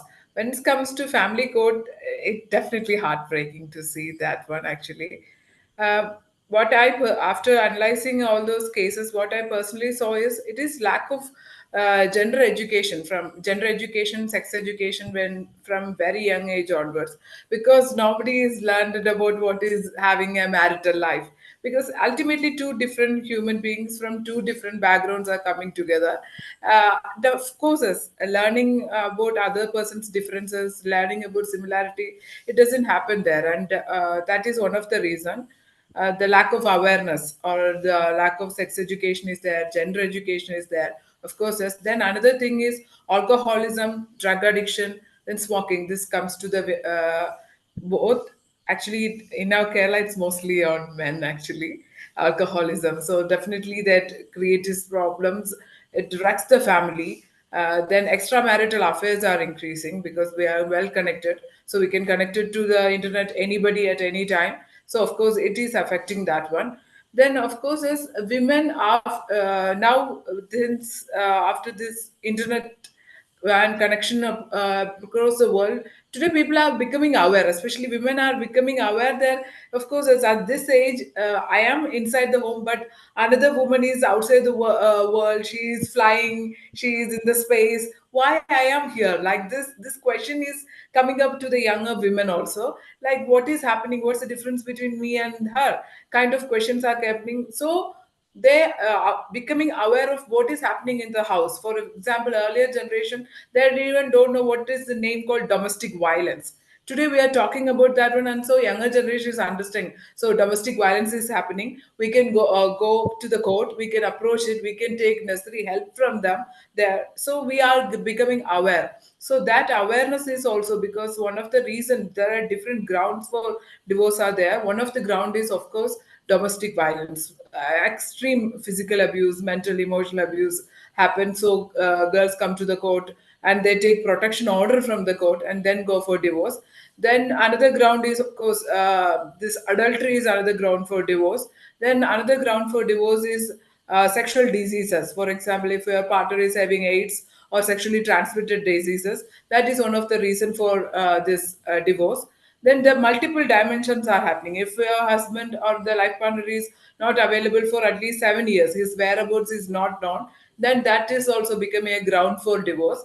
Then if he or she cannot produce children, and that thing is hidden from the another partner, that can go, that amount to cruelty, that goes for divorce. So multiple dimensions are there for divorce, not Okay, just women okay, empowerment. Yeah. okay. Thank you very Yeah. much. Over to you, Amrita.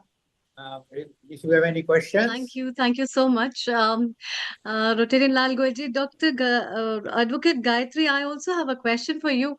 I would like to ask, so as you raised up the common agendas of today's, do you think social media has played a very big role in today's life where over self-awareness has created a big trouble in every individual's life, may it be males or may it be females, and so overprotection or feeling over overwhelmed with the things that are happening around, which may or may not be ever a part of your life, but then you feel that, oh, that is happening there, so it might be happening with me as well, or I feel underprivileged because of certain things which you see in social media. So do you think social media plays a very big role in what we watch, what we see, and we take decisions in our lives?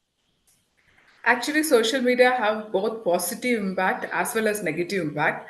Positive impact is that we are becoming aware, we are becoming well connected, we are understanding different skills or knowledge what is happening across the world. We are becoming more, and we are getting support system also from the social medias, and that is, and we can voice out what is troubling me, and we can get the help also from the social media. That is one thing. That is, if you handle the social media with maturity and awareness, of course, it is a very positive thing. But when it comes to teenage or younger people who doesn't have any exposure, there is something called virtual reality. You can create an artificial reality through the social media. Of course, it will definitely create troubles in their lives. So if you are immature, if you are not well aware how to deal with or how to analyze the data or how to understand what is social media, it's all about, then it will create problem. If you know, with knowledge, awareness, and of Yeah. maturity, if you look and handle social media, it is definitely a bright thing and good thing for all of us. That's what I personally believe. Thank you very much. I would like to thank all the guests. Rotarian Lal Goelji, special thanks to you as well for bringing up women on board to talk on different aspects related with self-care and awareness. And I think this is very much required in the society to know about different aspects of how the care and concerns vary from your personal life to your health issues to so many things. Thanks a lot. And now it's time to move from India to United Kingdom again, where we have our lovely Sarath and Gary waiting for us on this episode of Glow Women, where they are going to talk something special and share something very beautiful with us related with women's self care. Global namaste to both of you. And it's really lovely to have you both together from time to time, sharing up different aspects and lovely, lovely things about life, music, and much more. Over to you. Thank you. Global Namaste, Amrita. Global Namaste. It's so lovely to be here with all of you. It's been a long time, and I can tell exactly how long it's been because last time I saw you, Amrita, your hair was really short. Oh, yeah. True, absolutely true. So you can measure the time with the length of my hair. Pretty good. Yeah. I just wanted to mention something about the social media. It was really positive to hear what Gayatri said about social media being more positive.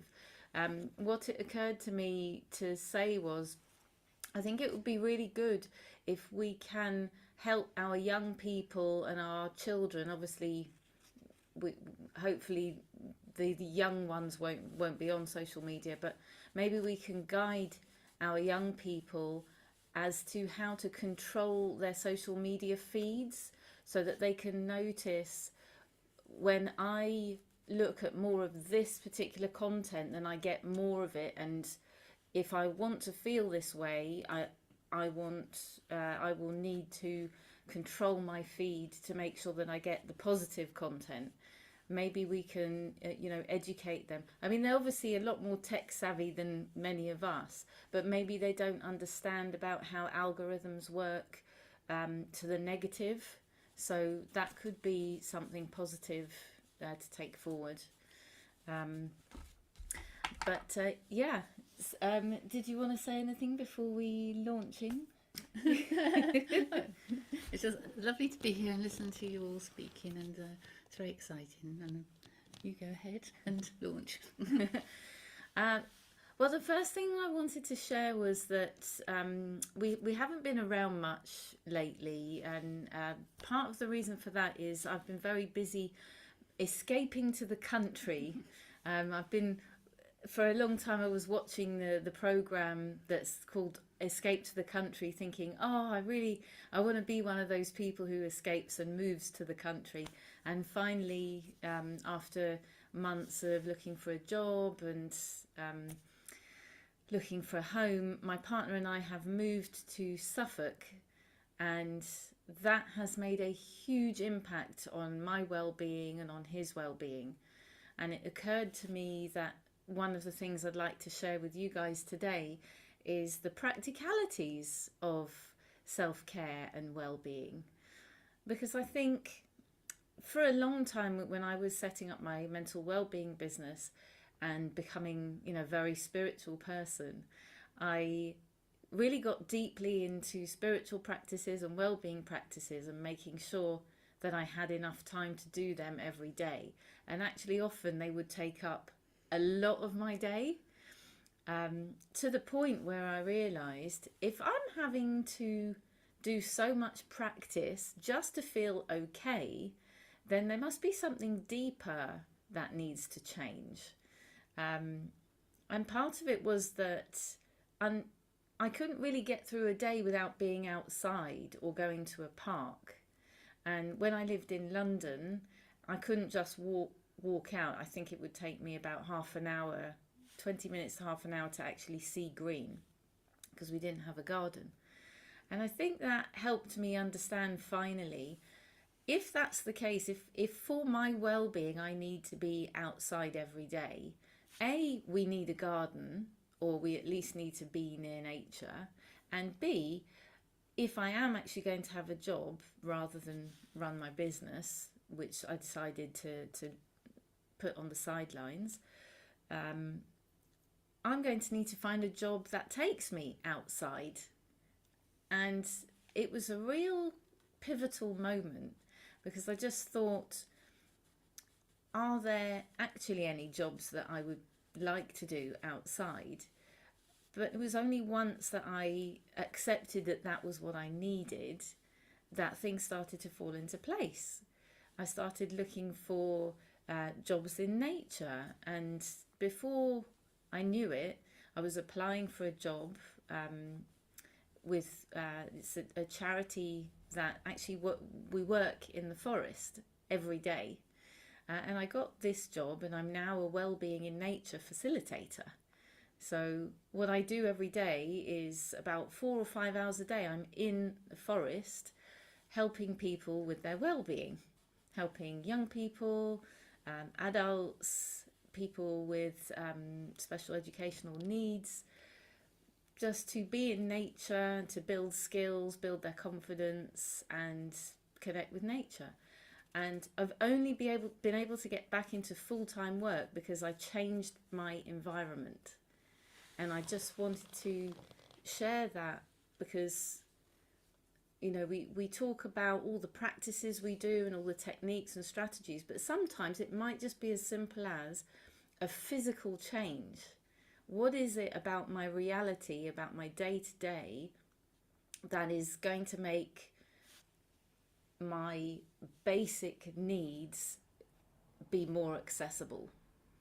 And it's completely changed my life. I don't know if you can see how peaceful and happy I'm looking. I don't know if, in comparison to the last time you guys saw me, but I'll just give you one example. When I was working in front of a computer every day, I was exhausted by the end of the day. In fact, not even by the end of the day, I would need to take breaks from the computer. I would need to go outside. I would need to do exercise during the day. But since I've been working in a forest every day, I come home energized. I'm not tired. And I just think, wow, this is what 5 hours of fresh air every day in a natural environment that I belong in is doing to me and for me. And as a result, I've been able to get back into full-time work, which I never thought I would be able to do after 8 years of not. So that was the first, the practical note that I wanted to share. I think I normally come on and I get all spiritual about stuff, but but that just, it felt like that was the key thing to share. Shall I pause for comments or responses, or shall I continue to flow? It's lovely to hear that. And Sarit, apart from that, you have been working with environment and you have been working on many other spheres. What do you think, like giving to nature as a woman and exploring your own hobbies and living life as per your terms sometimes is very very well a part of self-care, and how do you follow that? And we would like to have definitely some comments from Gary as well. Yes, over to you both. Thank you. Thanks. Do you want to go first about nature and how it helps you? Yeah, yes. Well, well, for me, self-care, well, definitely, first thing I do if I need to do anything is go for a long walk, especially in nature. I find it very, very comforting, and it gives you time to think, and exercise is brilliant, and also singing. I love to sing as well, and I find that's really, really good for my well-being, and also keeping busy as well. I like to think hobbies, things I like to do that makes my mind happy. That's my well-being hacks. I think I've learnt a lot from Sarit over the years as well. She's taught me lots of things, breathing and relaxation. So that's for me, that's what works. I think also I would echo what Jerry said, but we sing in nature, and we found that that's deeply nourishing, because you just feel like you've become part of it, because nature has its own music, but when we're singing in nature by a river or in a forest or something, it just feels 10 times better.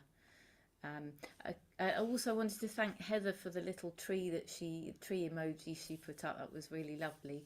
And I can see Lata has a question or a comment.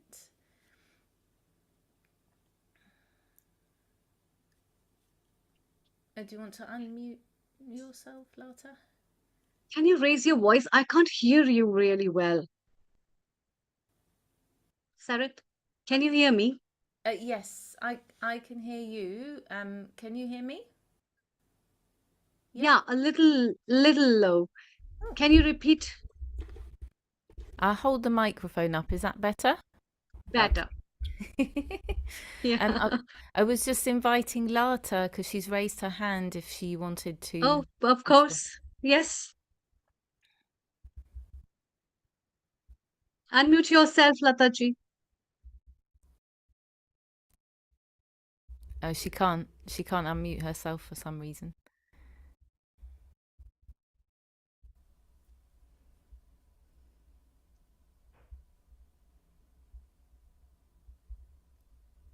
Hi, global namaste, and hi, Sarita and Jerry. It was lovely to hear about all your experience of why you haven't been connecting and what you've been busy with in the last, is it a year or so? It's Yeah, quite a while. yeah, I reckon. 9 months? Yeah, something like that. But yeah, no, it was very interesting how you found your I wanted to just understand how you came to this. Did you do some sort of a plan, a layout of your plans and what you would like to do and what you want to achieve? And because I love the way you've knitted it all together, the spirituality and the nature and what you love to do, music, and harmony with nature. I think it's what we were created for, weren't we? With the spiritual desire to be in nature, and that's where we fulfill our spirituality. Did you find that it all connects so beautifully? Because I'm really impressed how you achieved it, and you actually not just think about it and dream about it, but you've actually done it. Thank you. I have to say, I didn't do this all on my own. I have a partner who's amazing, and he's the feet on the ground, and I'm the head in the clouds. So without him, I wouldn't have been able to have. I mean, so we've obviously both come here together. The plan was for me to find a job where I felt comfortable, and then that would help us to move. And now, so he's found a job here as well. So on the practical side, that was it. But if we take into account the spirituality and the connecting with nature, I think nature literally was calling to me, because every time I went into nature and I felt amazing, my soul was just saying yes, yes, more. And I guess I had the courage to listen to it and say, while I don't feel this is possible now in this moment, there's no rush. And because I trusted, so that's where the spirituality comes in.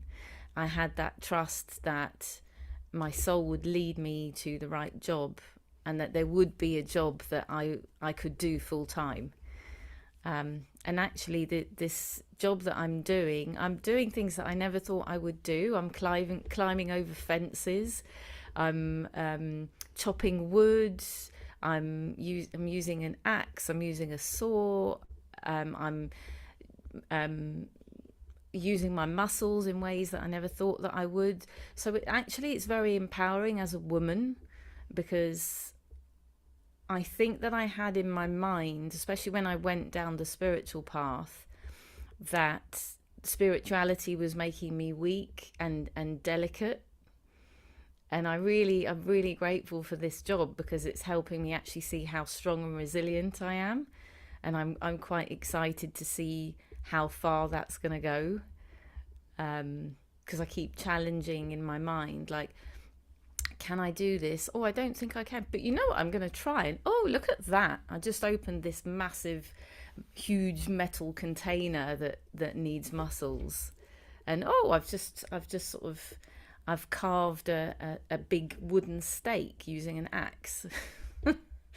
So Sarit, you are going back to nature. This is what the earth has been forced to do, going back to nature, resetting ourselves.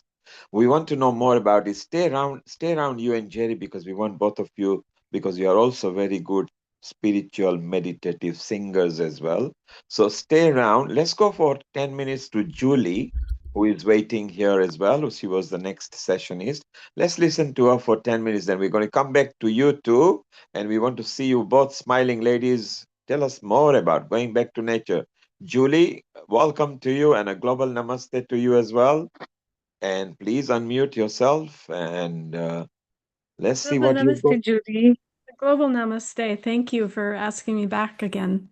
These are such good sessions, and I was really enjoying that. I was hoping that I would be delayed a little bit so we could hear some more. I appreciate so much about how important nature is. So, Julie, Julie, you still stay around over the next few minutes. Let's listen what you've got lined up. Then we go back to Sarit and Jerry and yourself and Amrita and open session. And let's go and reset ourselves to back to nature, like our forefathers or grandmothers and generation before us was. They were so happy. And Sarit just mentioned she's now climbing fences, she's cutting wood, she's going to nature. That's what we need to go back to. So over the next 5-10 minutes, let's listen to you and we'll go back to open session. Over to you, Julie. Terrific, terrific. Yes, and it's a great segue into what I have to say because I can appreciate one of the things I like to ask is if your body had a battery icon, what would it read right now? Because we're talking about self-care, and when your phone hits 10% or 2%, you plug it in. When your body or your mind hits that low energy, we tend to keep pushing, right? Because as women, we are taught to look after everyone and everything else. And especially now we have more sedentary jobs and we're working on computers all day. So by the time the end of the day comes around, you're wired, tired, overwhelmed, and a lot of times wondering why, what's going on. And somewhere along the way, self-care got branded as some special thing, like time for going out for a spa treatment or manicures, or we look at those photos on, so we're talking about social media, these perfectly filtered photos of a woman in a cozy jumper, herbal tea in hand. She looks like she just came out of a salon, with the light is just so perfect. And that's lovely, but self-care in real life, it's not about aesthetics. It's about those small daily non-negotiable things that keep you functional.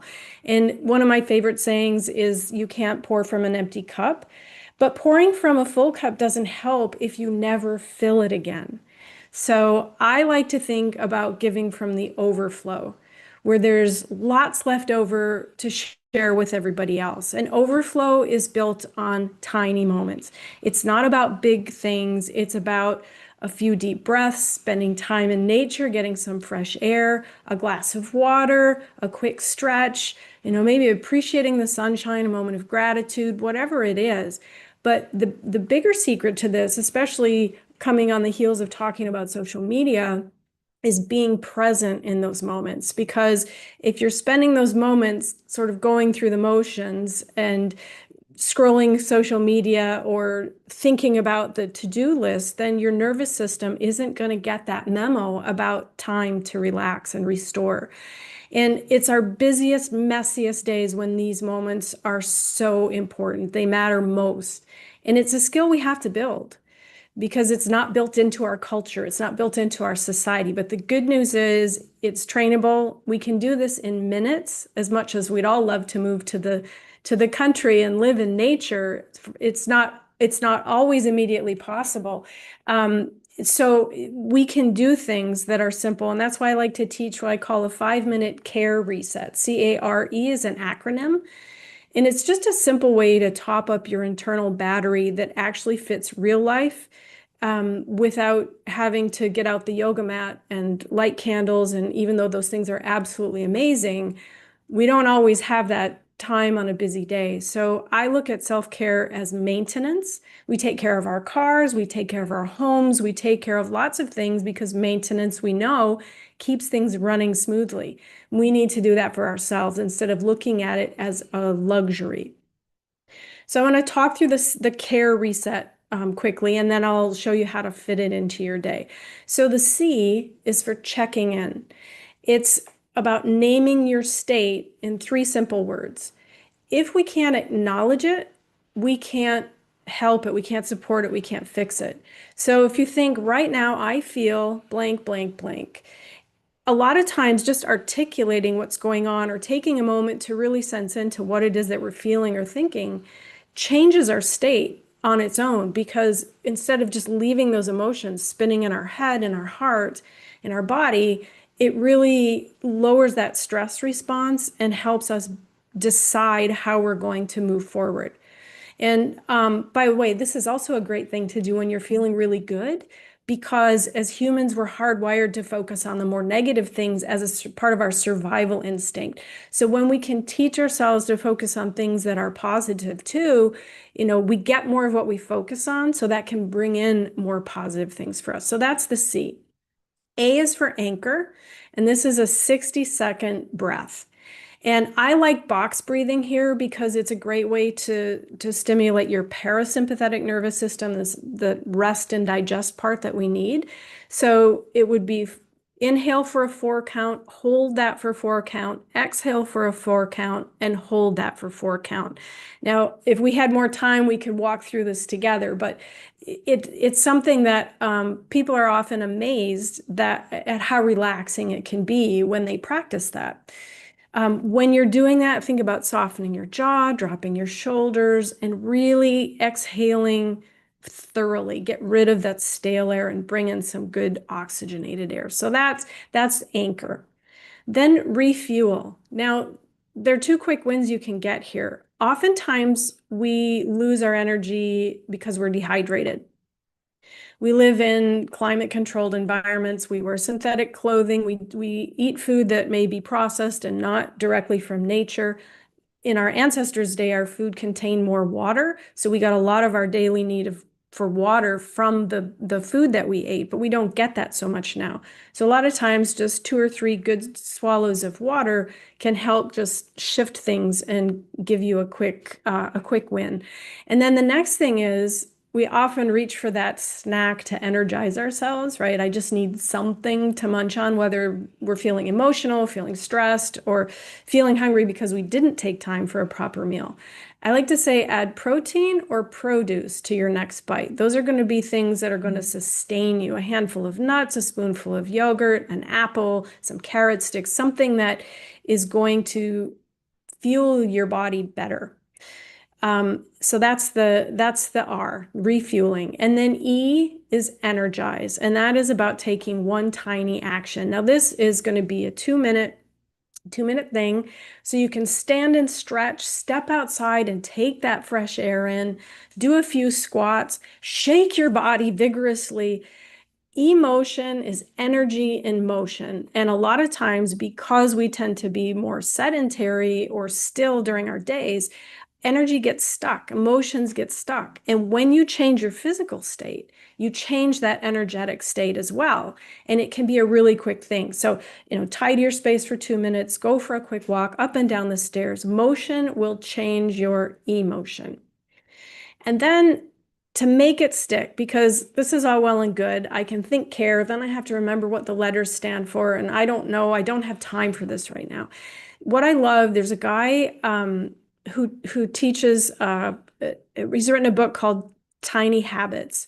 And one of the things he says in there is that finding a trigger, which is something you do 2 or 3 times a day, every day, automatically, and attach the new thing that you want to make a habit to that trigger. So after I open my laptop in the morning, I care. After I make my tea or while the kettle's boiling, I care, right? Before I'm going on to a tough call or a difficult meeting or having a difficult conversation, I care. And it's a simple thing you can tie in to do a few times during the day. And I've said in the past, we coach on 4 pillars: think, eat, move, and live. And this ties in perfectly because think, the C and A are going to calm all of that brain noise and all of the things that are going on in your head so that you can make the choices and it feels doable. The R is under the eat pillar. That's refueling. It's going to curb that autopilot snacking and caffeine and the things that we tend to reach for these days. The move pillar is the energy. It's getting some movement, some motion in without having to feel like you have to go to the gym to do this. You can move simply and quickly throughout the day. And then the live pillar, that whole care process, right? It's going to help you center your energy. It's going to help you calm your nervous system, and it's going to help you feel more resilient when things come in, because at least you're taking that one moment in time. Now, we could talk about self-care. It's been the topic for hours today, and there are lots and lots of things that we can talk about fundamentally changing the way we care about ourselves. But a lot of times it's the little steps we take at first that help us move forward and make the bigger steps forward, right? And the beautiful thing about care is it works for everybody. If you're a human being with a nervous system, you can use that while you figure things out. And of course, I work primarily with women going through the menopause transition, and care is a brilliant baseline to have when you're sorting through all of these changes and the confusion that can come into this. So I challenge you to try care for a week and see what changes. I also have this written in a one-page guide, so if anybody's interested in getting in touch, they can email me. It's Julie, Juli, at fabulousbeyond40.com. And I'd be happy to email that sheet to you. And that's all I've got for today. But thank you.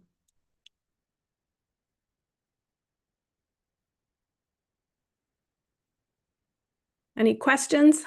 Any comments? Thank you. Thank you, Julie. In fact, what you have been saying and what Sarath had been saying, there are a lot of things that are aligning together. And with that aspects, when you shared about the mode in which we must live and the mode in which we understand life as a woman itself is an important thing. So I would like to open this discussion for the chit chats. And Sarath, before that, how can we leave you without the melodies that come from the feminine voice, which is always missing? And if you see, the beauty of the feminine voice comes from the lullabies that our mothers have been singing for us, and comes from so many other melodious gestures that as a feminine energy we all share, we have been receiving from our sisters, from our friends, from our mothers, and all these things also form a very big part of self-care. So what are you sharing with us, both of you? Over to you. Thank you. Well, we know that our thoughts create our reality. So my sense is that your words can create your vibration. So on that note, pardon the musical pun, if we want to experience a better vibration, we could think about the quality that we want to experience. So why don't we take a few seconds maybe and just think, what quality would we like to experience in this moment? And if you guys could share it in the chat, because we're going to sing it to you. Yeah. I'm going to just open the chat box so I can see your responses. So what are you singing today? Well, I'm going to share with you a technique. It's kind of been inspired by a spiritual teacher of mine called Dr. and Master Zhigang Shah, who teaches, and in fact it was Ela Kagram as well. She was saying that what you chant is what you become. And I've heard it spun in a different way, which is your words are like spells. So, as you speak something, and certainly the more you speak it, the more it's in your vibration. So we're just going to start with, if you guys type into the chat, what quality would you like to experience in this moment? And then I'll share with you what we're going to do. Lovely. Thank you, Lata. Brilliant. So Lata says contentment, satisfaction, kindness, collaboration. So what I'm going to do is I'm going to choose kindness, because that's quite a universal one.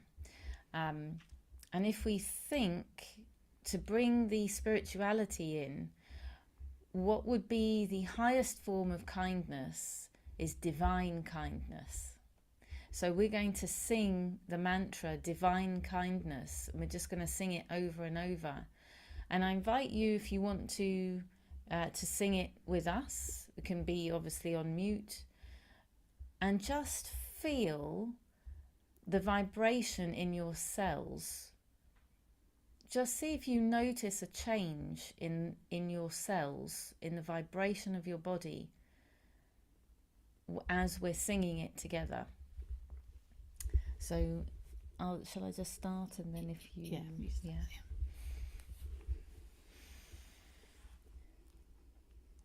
Divine kindness. Breathe in. Divine kindness.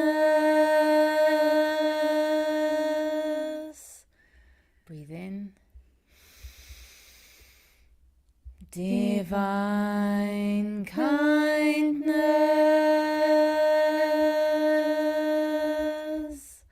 Now we're going to add the magical stylings of Jerry to just add an extra layer. And what you can do is visualize divine kindness flooding your body, every cell. Divine kindness, divine kindness, divine kindness in every cell of my being. Divine kindness, divine kindness in every cell of my body. Divine kindness, divine kindness.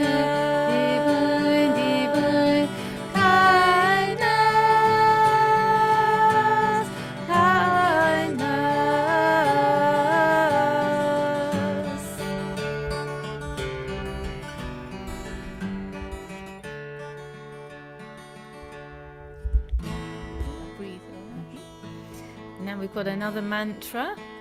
We're going to, if it feels right for you, we're going to invite the divine source or any divine energies that you feel connected with to breathe their love into us. I breathe your love. I breathe your love into me.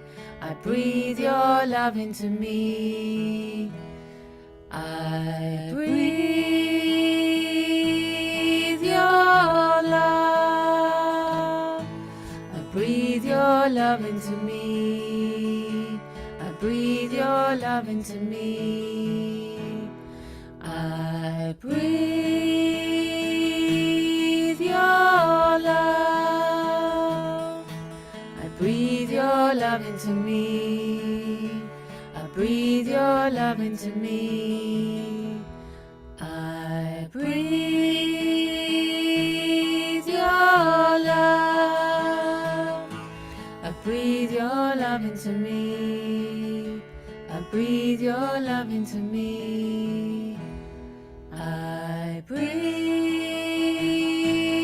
your love. I breathe your love into me. I breathe your love into me. I breathe your love. And breathe your love into me. I breathe your love into me. So just noticing how that feels in your vibration. Do you sense a change in your vibration? Would anyone like to share if they have sensed a change in their vibration? And if you haven't, that's okay, because what works for one person may work differently for somebody else.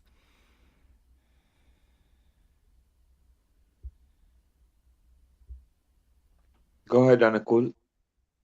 It was a beautiful song, but I wanted to ask one particular question, and that's about your going out in the forest and singing. And it's a very lovely place to sing.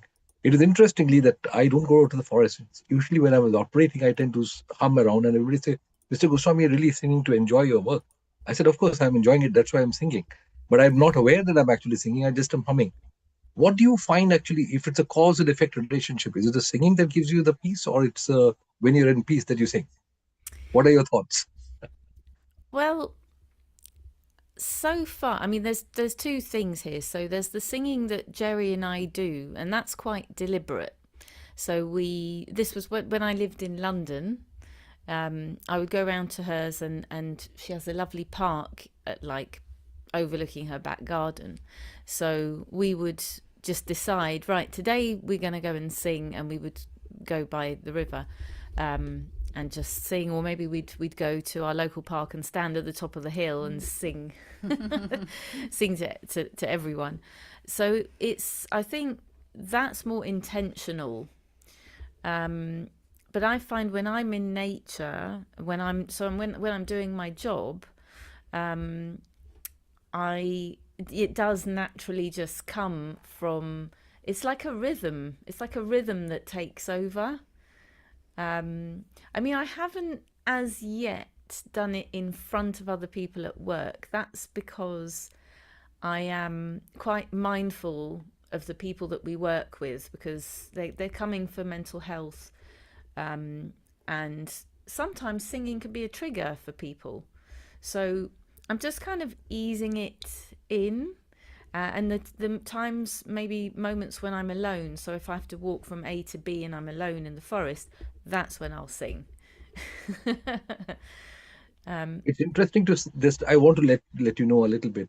There are some bit of consciousness studies which suggest how your uh, the vibrations of the universe are connected to your cells in your body, and when these particular connections are ongoing, there's a time when you actually produce the songs and the notes which are consistent with the type of feeling that you have. And that's exactly the concept of nad. That's a when you have vibrations in your body which are not by hitting into each other, that we call it anhat nad, means internal vibrations. When you do various kind of hymns and things like that, you produce certain type of vibrations. Those vibrations are actually manifestations of the vibrations of your cells. Wow. And that in turn is in vibrations of what is there in the universe. And that's exactly part of the consciousness studies which is ongoing currently. Interesting. Wow. That's amazing. That is amazing. And It's a it part of also, the quantum physics. It's a part of the quantum physics studies of vibrations and how your cells are connected to the universe, and it's connected to your sound, and how you produce a sound which is consistent with your. And that's exactly the concept of mantras are. By the way, it's a concept of what you want versus what you need. And once you distinguish between the need and want, your happiness comes automatically. yeah. And I really feel like what you're talking about in a general way is actually being in harmony with your own nature. That's right. And Absolutely right. through so just fully allowing, because I think by when you sing naturally, you're allowing your soul to speak, I guess, and you're allowing your cells of your being, that's what you were saying, you're allowing them to just express themselves through your voice. Gosh, I wish that GPs were taught this and they could share that with people. I think it would take the strain off the NHS. Sadly, we very often like to perpetuate the concept of illness. That's a major issue, and I think that's where we got to make sure that we do not keep on ourselves to be, because in one way or the other, we like the illness industry to continue to grow so that we can survive better. But that's what you would be aware, that we are not all ill and sick. There's a little bit of variations. We can improve on ourselves. Yeah, it's like, if a forest is ill, the best thing to do is leave it alone and it will heal itself. It's the same with us. But That's true. we're being told, no, you got to, pour some medication down your throat, you got to do this, you got to do that. But if we could just listen to our souls have the wisdom. And when we connect with our higher self, when we connect with God in whatever way that is, or nature, we know what to do. We know how to take care of ourselves. We do. We just need to be allowed to do it. Yeah. Did you want to say anything about the No, the I nature? just agree completely about if you let yourself a few weeks, 2-3 weeks, you start to heal yourself, and I think it's incredible actually. Yeah. Yes. Thank you so much for having us, Yes, guys. thank you. I think we need to pop off. Jerry's going back down to London now. But it's been so lovely reconnecting with you guys and receiving your kindness and your beautiful energy again. Thank you for having us. Thank you. It's been lovely. Thank you. Thank you, Sarah.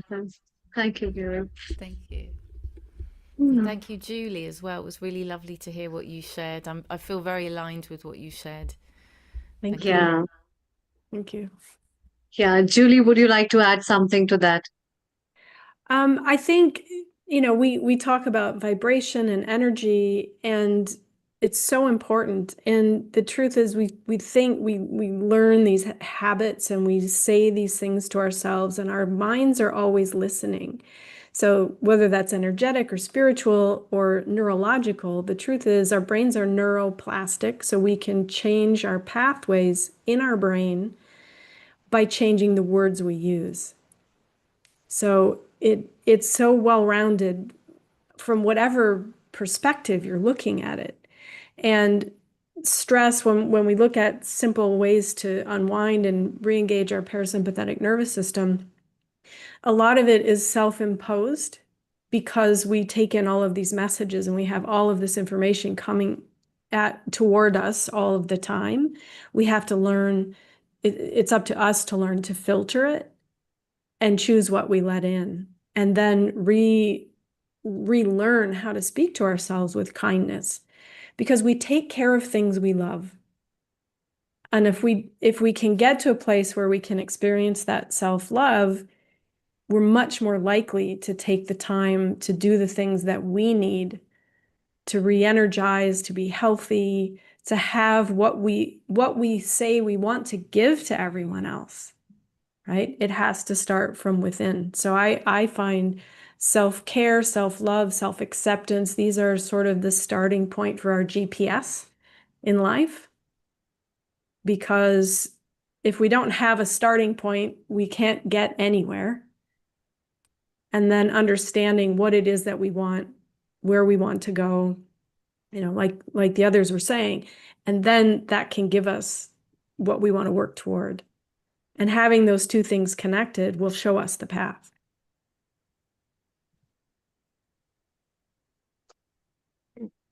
I have an important. Yes, please. Before Dr. Amrita closes the session today, I just want to put in some important thoughts, very, very importantly. As most of the people are women over here, let me firstly say that you are my mother form, and you are the people who actually enable the genetics to progress on this earth. And to that extent, it is not merely biological. You've got huge amount of instinctive thoughts in your mind, which allow you to take the entire what you call propagation of genetics on the universe right through and through. So it is not merely physical, it's also biological, it's also psychological, it's also social. And to that extent, you actually govern how the world should run, interestingly. Now that interestingly becomes a part of the traditional knowledge in the Indian systems. Now, as you know, that by and large, the society runs on two systems. One is that you grow on traditions. And the second thing is you're taught that you have to follow this particular book and you have to follow this particular method.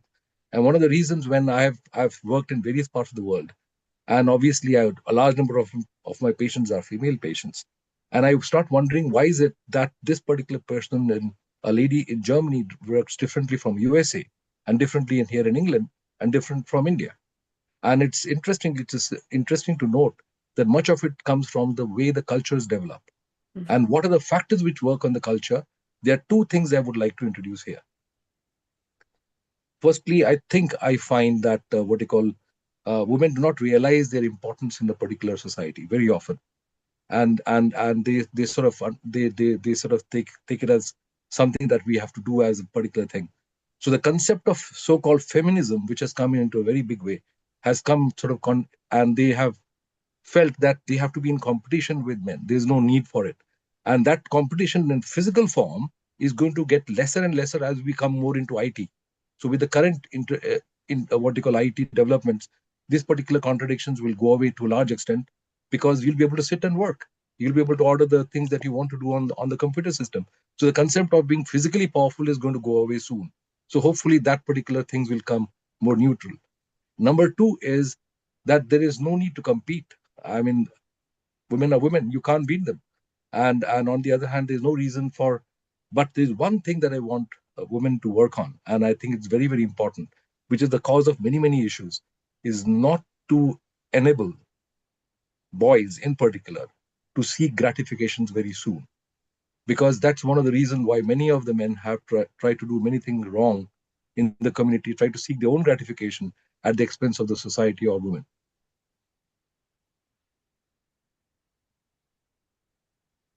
Yeah. Does that make anything? It's after a lot of thinking that I've said that, because I see that process going on and perpetuating in a very, very big way. And what has happened in India also, the same thing is happening right now.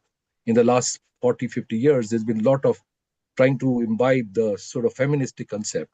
And many of the men were taking their own particular rights in their own hands. Many of the things going wrong. And I think that's where mothers have to teach the boys as to how to behave with whom and how, and not to allow them to get gratification. If they are shouting for something, here you get it, but the girl doesn't get it. And that's not the right way of sort of treating boys versus girls in a family. Yeah. Yeah. I think every culture has its own values, but then those things they change with time. And it is also important to see how these cultural diversities have ingrained the value system of women and have treated women, or they recognize women in today's time. And based on those things, what you have said is also very important, Dr. Anukulji, that um, parenting definitely plays a very important role. And in parenting also, most of the time it's been expected that the mother is the one who has to teach the children everything, but actually it is not. The father has an equal role to play when it comes to parenting, because there are so many things that children don't see just the mother, they see the parents actually. And when you see the parents, the father and the mother are in equal state. And therefore, with that equal parameter of both um, the parents, the father and the mother, it becomes a role and responsibility of both of them, how we we align with the lives of children, and in what forms do we align the lives of the children. And that's what is very important, and that is why women's self-care comes as a part of it, because she takes too much onto her, thinking that it's just about me and it's just on me and it's just because of me. And in that race of it's just because, in for with all those conjunctions together, she loses her own identity. And in the voice of that, there's so many other health issues that we see, and there's so many other conditions where women die and lose their life because of certain circumstances where she's not able to cope up with the situation, where I think Julie was mentioning about how much can we stretch ourselves, and what is our parameter in which we can lengthen ourselves and our boundaries. And we sometimes, most of the time, we overdo with that. And that's where a lot of issues in terms of health and well-being comes. And the question comes why it is important to talk about women's self-care so much. Yeah. So that brings in a lot of stuff. Julie, your comments before we take up the comments from other contributors. Yeah, I totally agree. And I can say from personal experience, I was raised in a very patriarchal household. My dad set the rules and the rest of us obeyed them, basically. I didn't know until I was in my late 30s that I could have an opinion of my own.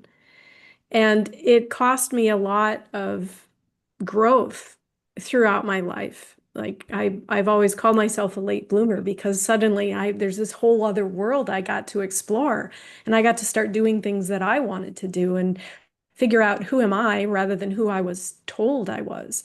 And I look at the comments that parents use with their children, and I'm now a grandparent, so I see how the young kids are being raised. And it's just really interesting to look at the contrast between parenting styles and also remember how that affected me as a child and why it is so critical. Words have power, and we have to be very attentive to how we use them with ourselves as well as with others. I like that. I don't remember who said it, was Jerry or someone else who said words are like spells, right? And that's very true because they do carry a lot of energy and power. And again, I remember things that my father said to me, maybe meaning to joke around, but they were honestly quite cruel, and I still carry those with me. And so we say things often without thinking, and children are watching everything we do. They're listening, they're learning how to be in the world based on what they see us doing and the way they see us interacting with each other and the way they hear us speaking about and to other people.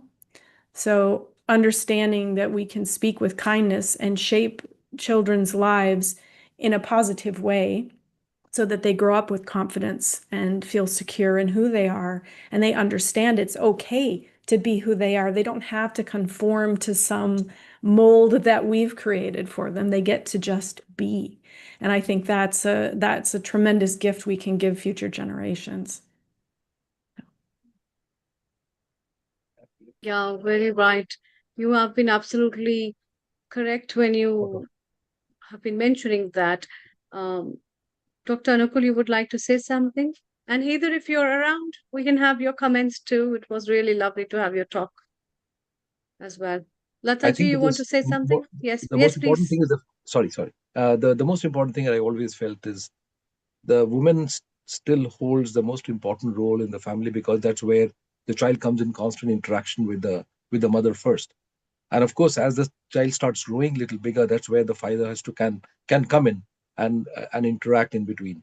But the mother relationship, particularly mother-son relationship, is a very powerful relationship, and that's a very important bond. Once the child can get through that particular thing, then the father can come and have some period where they can try to control the particular child's energy in the right direction.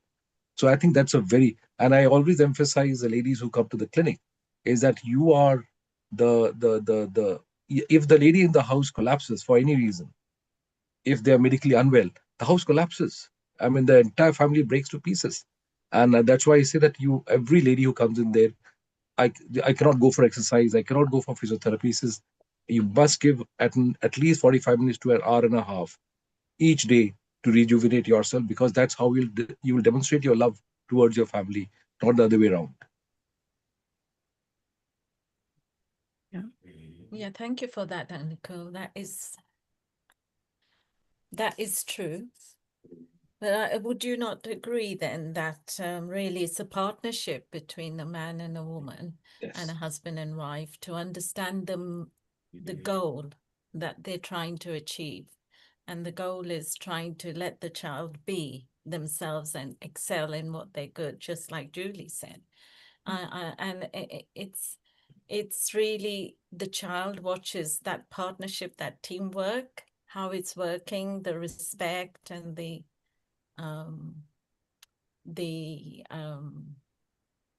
collaborating and the understanding and the also the very important element here is not to overlook is also that they need to feel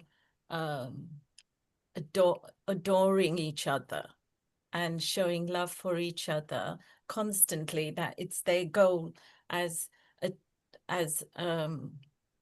one to actually bring up the children and stabilize the family and the environment that they're growing in.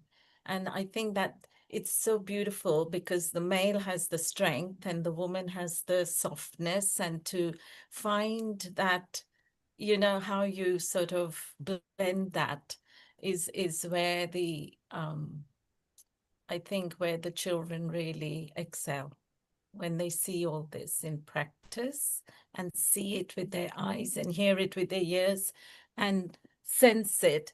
I think that's where the stability of human beings and you know, society will be generated from. But I think that's where we all need education and awareness about how But I important think this I is think to that's work very together. very true. And what is I still have possibly not emphasized it enough, that women have got a natural instinct to know what is right from wrong, whether that be in a society, from a community, and wherever it is. Let me put it like this: within the family and with the various other places where I've seen, as a human, as a man, you will have we have a tendency to use simple logic and critical thinking, and could it be this, could it be that, and but let me put it like this: if it's a woman who comes to my patient, if they say something is not right, it's not right. There's something is, and we have to look into it exactly what's going on, because their dimensions of thinking is much beyond what a man normally would like to do, because they are instinctively wanting to survive, and they look into various situations and circumstances and put it all together. And usually, even in our own family, within my father would take decisions, all right, but it was never unless mother said yes, that's okay, never accepted. And my father would say, if I would say, can I have this, have that, father will say, ask mother, or we will discuss the whole thing. But ultimately, he will look at mother, what do you think? She will say, no, I'll think about it and tell you later. No, I don't feel good about it, because they look into various other things which a man by himself may not be able to find out. Women possibly will not see that very easily, but as a man, I've always consistently seen that the woman's instinctive characteristics, and there are lots of psychological studies as to why and how it happens at a biological levels and at an endocrine level. How it really happens is well understood now, but in reality is if you know, the hypothalamus and hippocampal gyrus in females is much bigger than in men, and their instinctive ability to survive in the universe is much higher, and that's why women live longer than men. So there are many more instinctive things which makes women very very important in our survival in the universe. Yeah. That's very interesting. Yeah. Yeah, Julie, you want to say something? Lataji, you want to say something? Yeah, I was just going to add to that yes, it is when the husband and wife agree to something, that the things should be put into motion. Like, okay, they ask the mother, the husband asks the mother, or the child asks the mother, and then she goes and speaks to the husband and says, okay, let's put this into motion. And that's when they're the ones that actually bring it about, make it happen. Whereas a woman can't always do that. So this is where the balance has been created by God or the divine to balance the man and the woman to be there together, playing the part in harmony with God's direction, or the way God intended it to be. And when we realize that, things can, the cogs in the gears can run more smoothly, and everyone has a loving environment to develop and grow, because the woman's developing her own characteristics as to becoming a mother, or whatever her role is in the career, and doing her best there, and the husband and the father's doing the same, the children, we're all part, growing together, and then it becomes a wonderful chemistry, a safe environment to develop in. And have Yeah, definitely, Lataji. And in fact, Dr. Dukul, this aspect of what you have been mentioning about the instinctive nature of women and the role of human physiology, anatomically, physiologically, with the role of the endocrine and the metabolic system, and the way these things they work has definitely a very critical role to play in relation to the cognitive skills, which are a little different in women compared to men. And so that makes it really um, a very different way to work with a feminine energy and how she perceives the world and how she looks at the world and how she understands the world. That is why these kind of things gives a very big touch in their professional skills, where women seem to have lead role in particular professions more than compared to men in some of these things, which count to all these things in relation to her physiology, her mental being, her realizations of life, which gives a different perception altogether as a woman itself. And yeah, it's very amazing to see all that. It's also wonderful to also see how the rising cases of domestic violence, how she has been catering a situation, giving birth to children, and handling and managing herself to understand what her she in in in as a human being is, apart from um, just being a female. And in all that, all these things play a very critical role in understanding what Advocate Gayatri had been mentioning about gender education is very important in today's time. Understanding as a human being, as a relationship, for both the genders equally is ultimately very important. And talking and discussing about various aspects of life in terms of relationship building, because that critically plays a very important role to remove domestic violence, which in turn will also lead to the enhanced well-being status on the physical and mental basis, which can be brought up with healthy lifestyles. And that can also be done only when you are educated enough to understand the value of a pure consciousness in both the human beings rather than masculine and feminine as a gender. So this had been a beautiful episode, I would say, and I would like to especially thank uh, all the guests who have come together today, especially Heather and Julie, um, Sarah Mills, Sarit, Gary, Lataji, Mitaji, Alexandra, and Dr. Anjali, Dr. Seema ji, and Kailash as well as Rotarian Lal Goyal for making this episode nice. Thanks a lot for being a part of this episode. Next week, we will be bringing to you another beautiful episode, which is specially dedicated to children, which is Kids and Teens. A Kids and Teens episode is specially for the children, and therefore, if you have children around or you love children, knowing about children, what children are into, and knowing about their hobbies, talking about children, and a lot of things in relation to children we'll be bringing to you for the next episode that will be broadcasted live on 2nd of November. Till then, I would like to thank everyone, and we would like to close today's episode with Gayatri Mantra. Om Bhur Bhuva Swaha Tatsaviturvarenyam Bhargo Devasya Dhimahi Dhiyo Yona Prachodaya. Om Bhurbhuva Swaha Tatsaviturvarenyam Bhargo Devasya Dhimahi धियो यो न प्रचोदयात्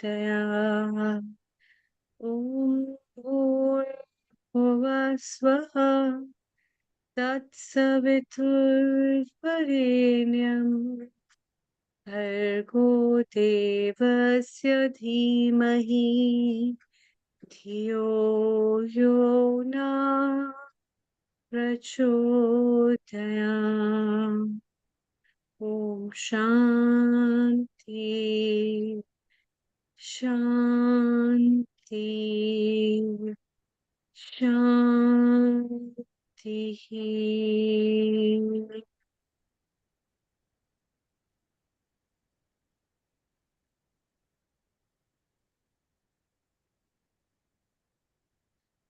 Thank you very much for being the part of this episode. Heather, you are still there and you're awake, and it's very nice. Your last minute's comment before we close today's episode. It's really lovely to hear so many viewpoints from you when it comes to fascia, when it comes to women's health, when it comes from jumping and hopping to so many things. Kindly unmute yourself and your last minute comments. Wow, Yes. this is my first opportunity really to stay on the call from start to finish. And it's just such a blessing, such gratitude to all of you and this incredible team for what you've organized, the panel that you've lined up, the thoughtful conversation, because it's so timely, it's so relevant, and just thank you.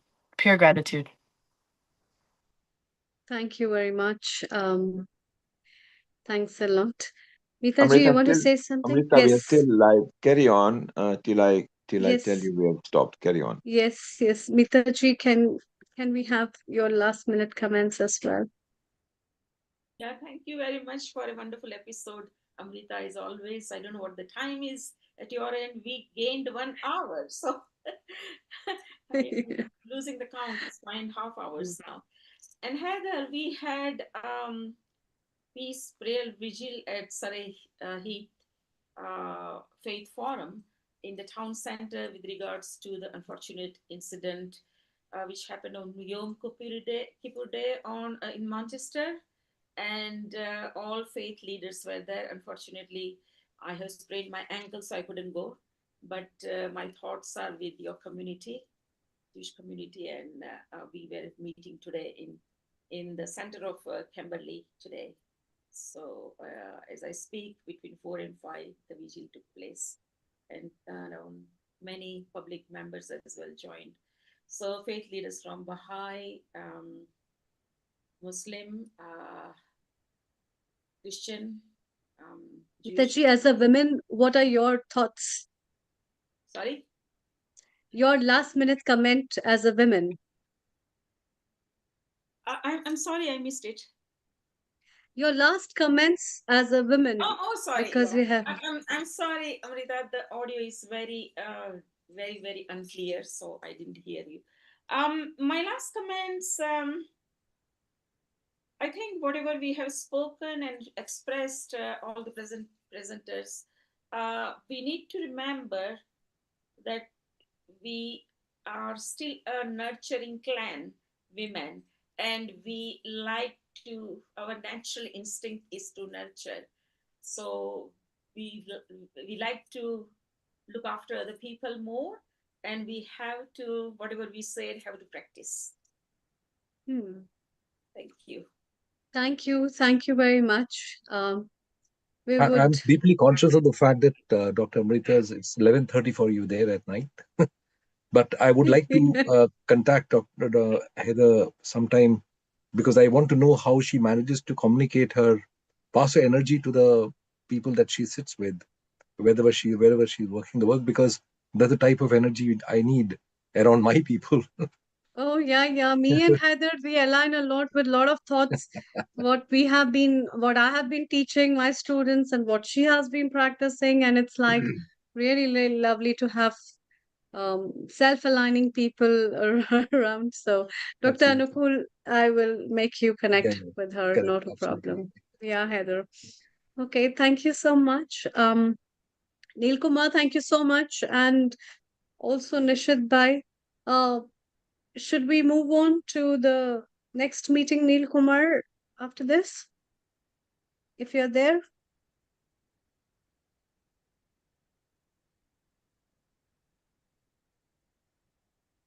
I think he's busy. Would